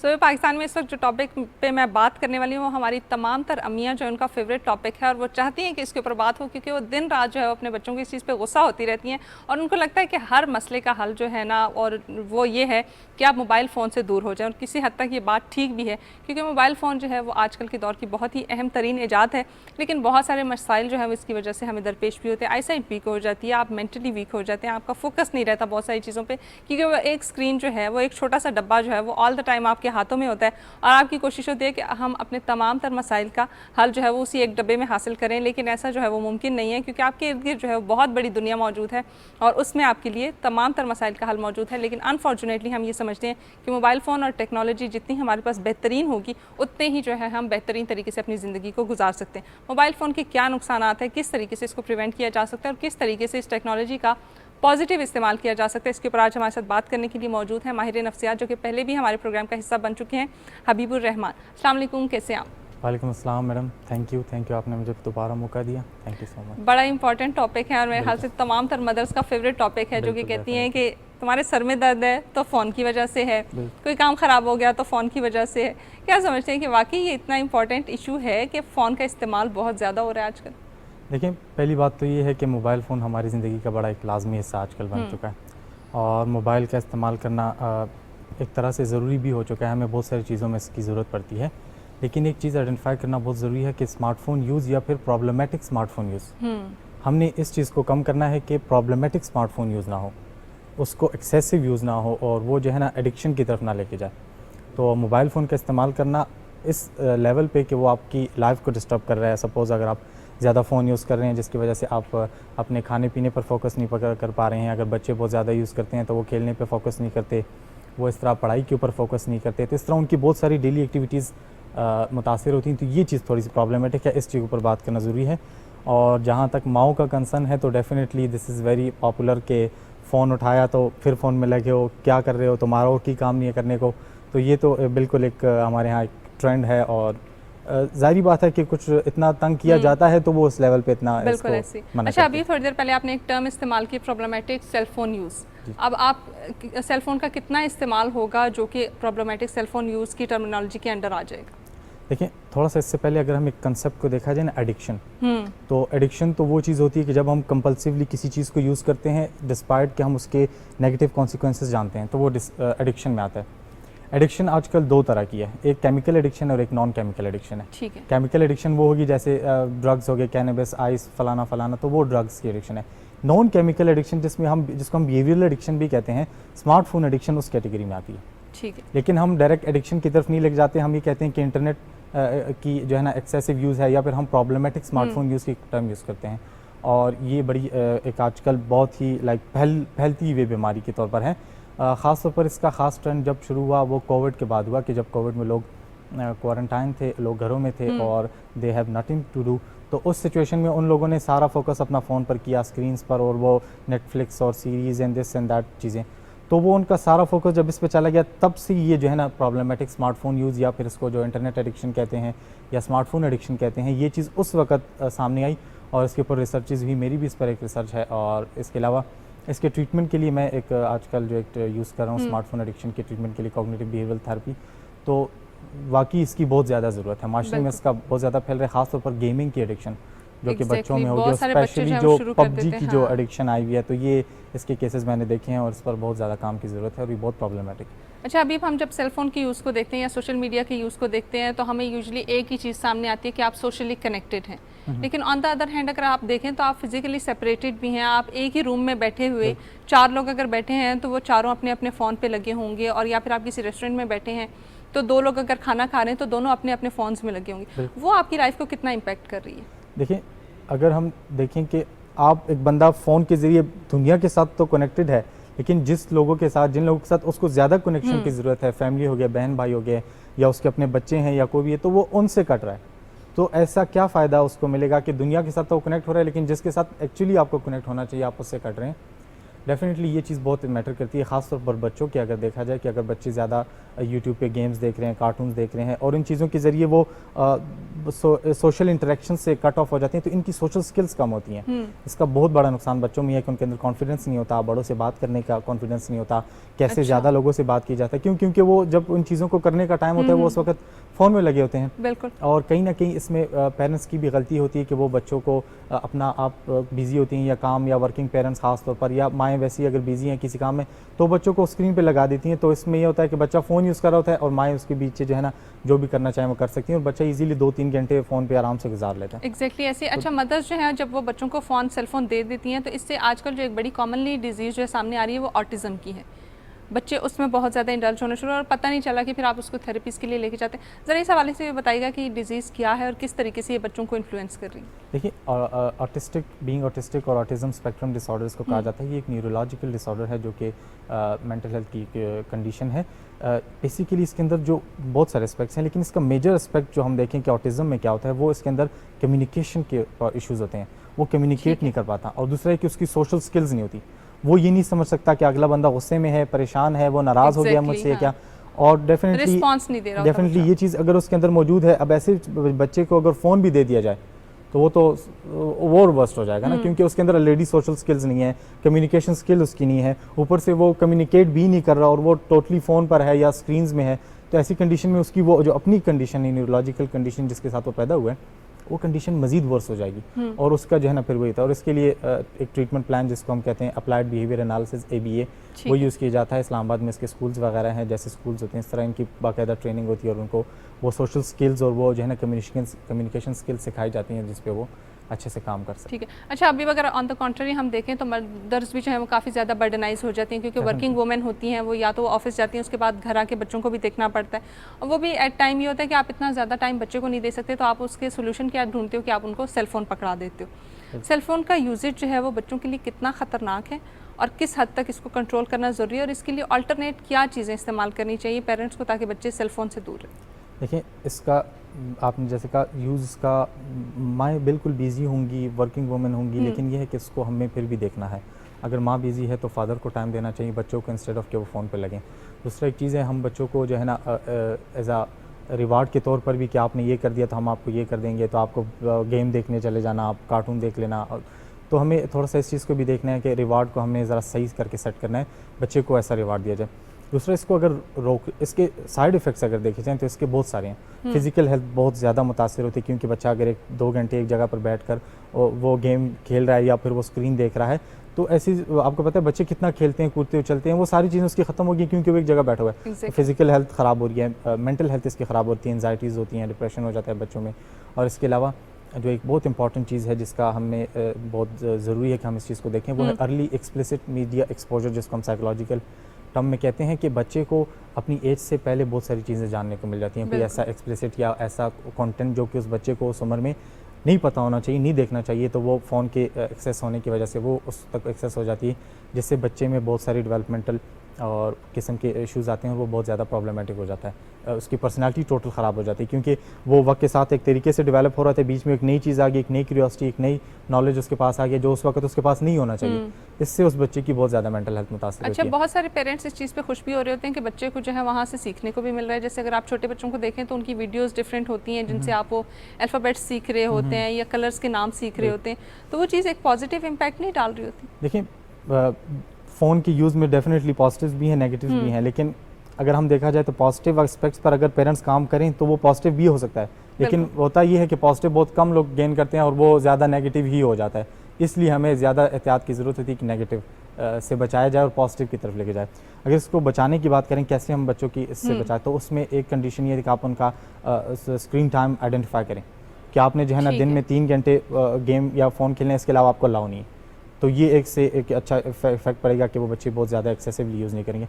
दूसरा, कुछ जगहों को जो है ना मोबाइल फ़ोन फ्री जोन्स करार दिया जाए, जैसे कि आप बेडरूम में बेड पे बैठकर फ़ोन नहीं यूज़ कर सकते, ठीक है ना। इससे बच्चे का क्या होगा कि उसकी नींद बेहतर होगी। सपोज अगर वो बेड पे डाइनिंग टेबल पे, बिल्कुल, क्योंकि डाइनिंग पे जब बातें हो रही हैं बड़े आपस में, तो उससे सोशल स्किल डेवलप होती हैं बच्चे की, अपने आप का अपने सिस्टर के बारे में जानने को मिलता है। तो ऐसी कंडीशन पे इस जगह पर भी लगाएं कि डाइनिंग टेबल पे कोई फ़ोन नहीं यूज़ करेगा, इससे एक अच्छा इम्पैक्ट पड़ सकता है। और इसी तरह उनकी जो है ना पेरेंटिंग का वो एक सिस्टम है फ़ोन में जिससे पेरेंटिंग कंट्रोल कहते हैं उसको, तो वो उसमें लगाया जाए ताकि वो भी इसमें जो है ना उनकी कंट्रोल हो सके कि बच्चा क्या देख रहा है, कैसे देख रहा है, कितनी ड्यूरेशन देख रहा है, तो पेरेंट्स को भी पता होगा कि वो क्या सीख रहे हैं आज। अच्छा, किस तरीके से एक शेड्यूल जो है वो सेट किया जाए पेरेंट्स के लिए? आप क्या कहना चाहेंगे कि किस तरीके से आप जो है वो सेट टाइमिंग्स रखते हैं कि बच्चा इस टाइम से लेके इस टाइम तक फ़ोन यूज़ करे, और बाकी के टाइम में वो पेरेंट्स किस तरीके से अपने बच्चे को एंगेज कर सकते हैं? लेकिन सबसे पहले पेरेंट्स को ये तो आइडेंटिफाई करना चाहिए कि जो बच्चे की लेजर टाइम है, जो उसके लिए इंजॉयमेंट की टाइम है, उस टाइम में उसको फ़ोन ना दें।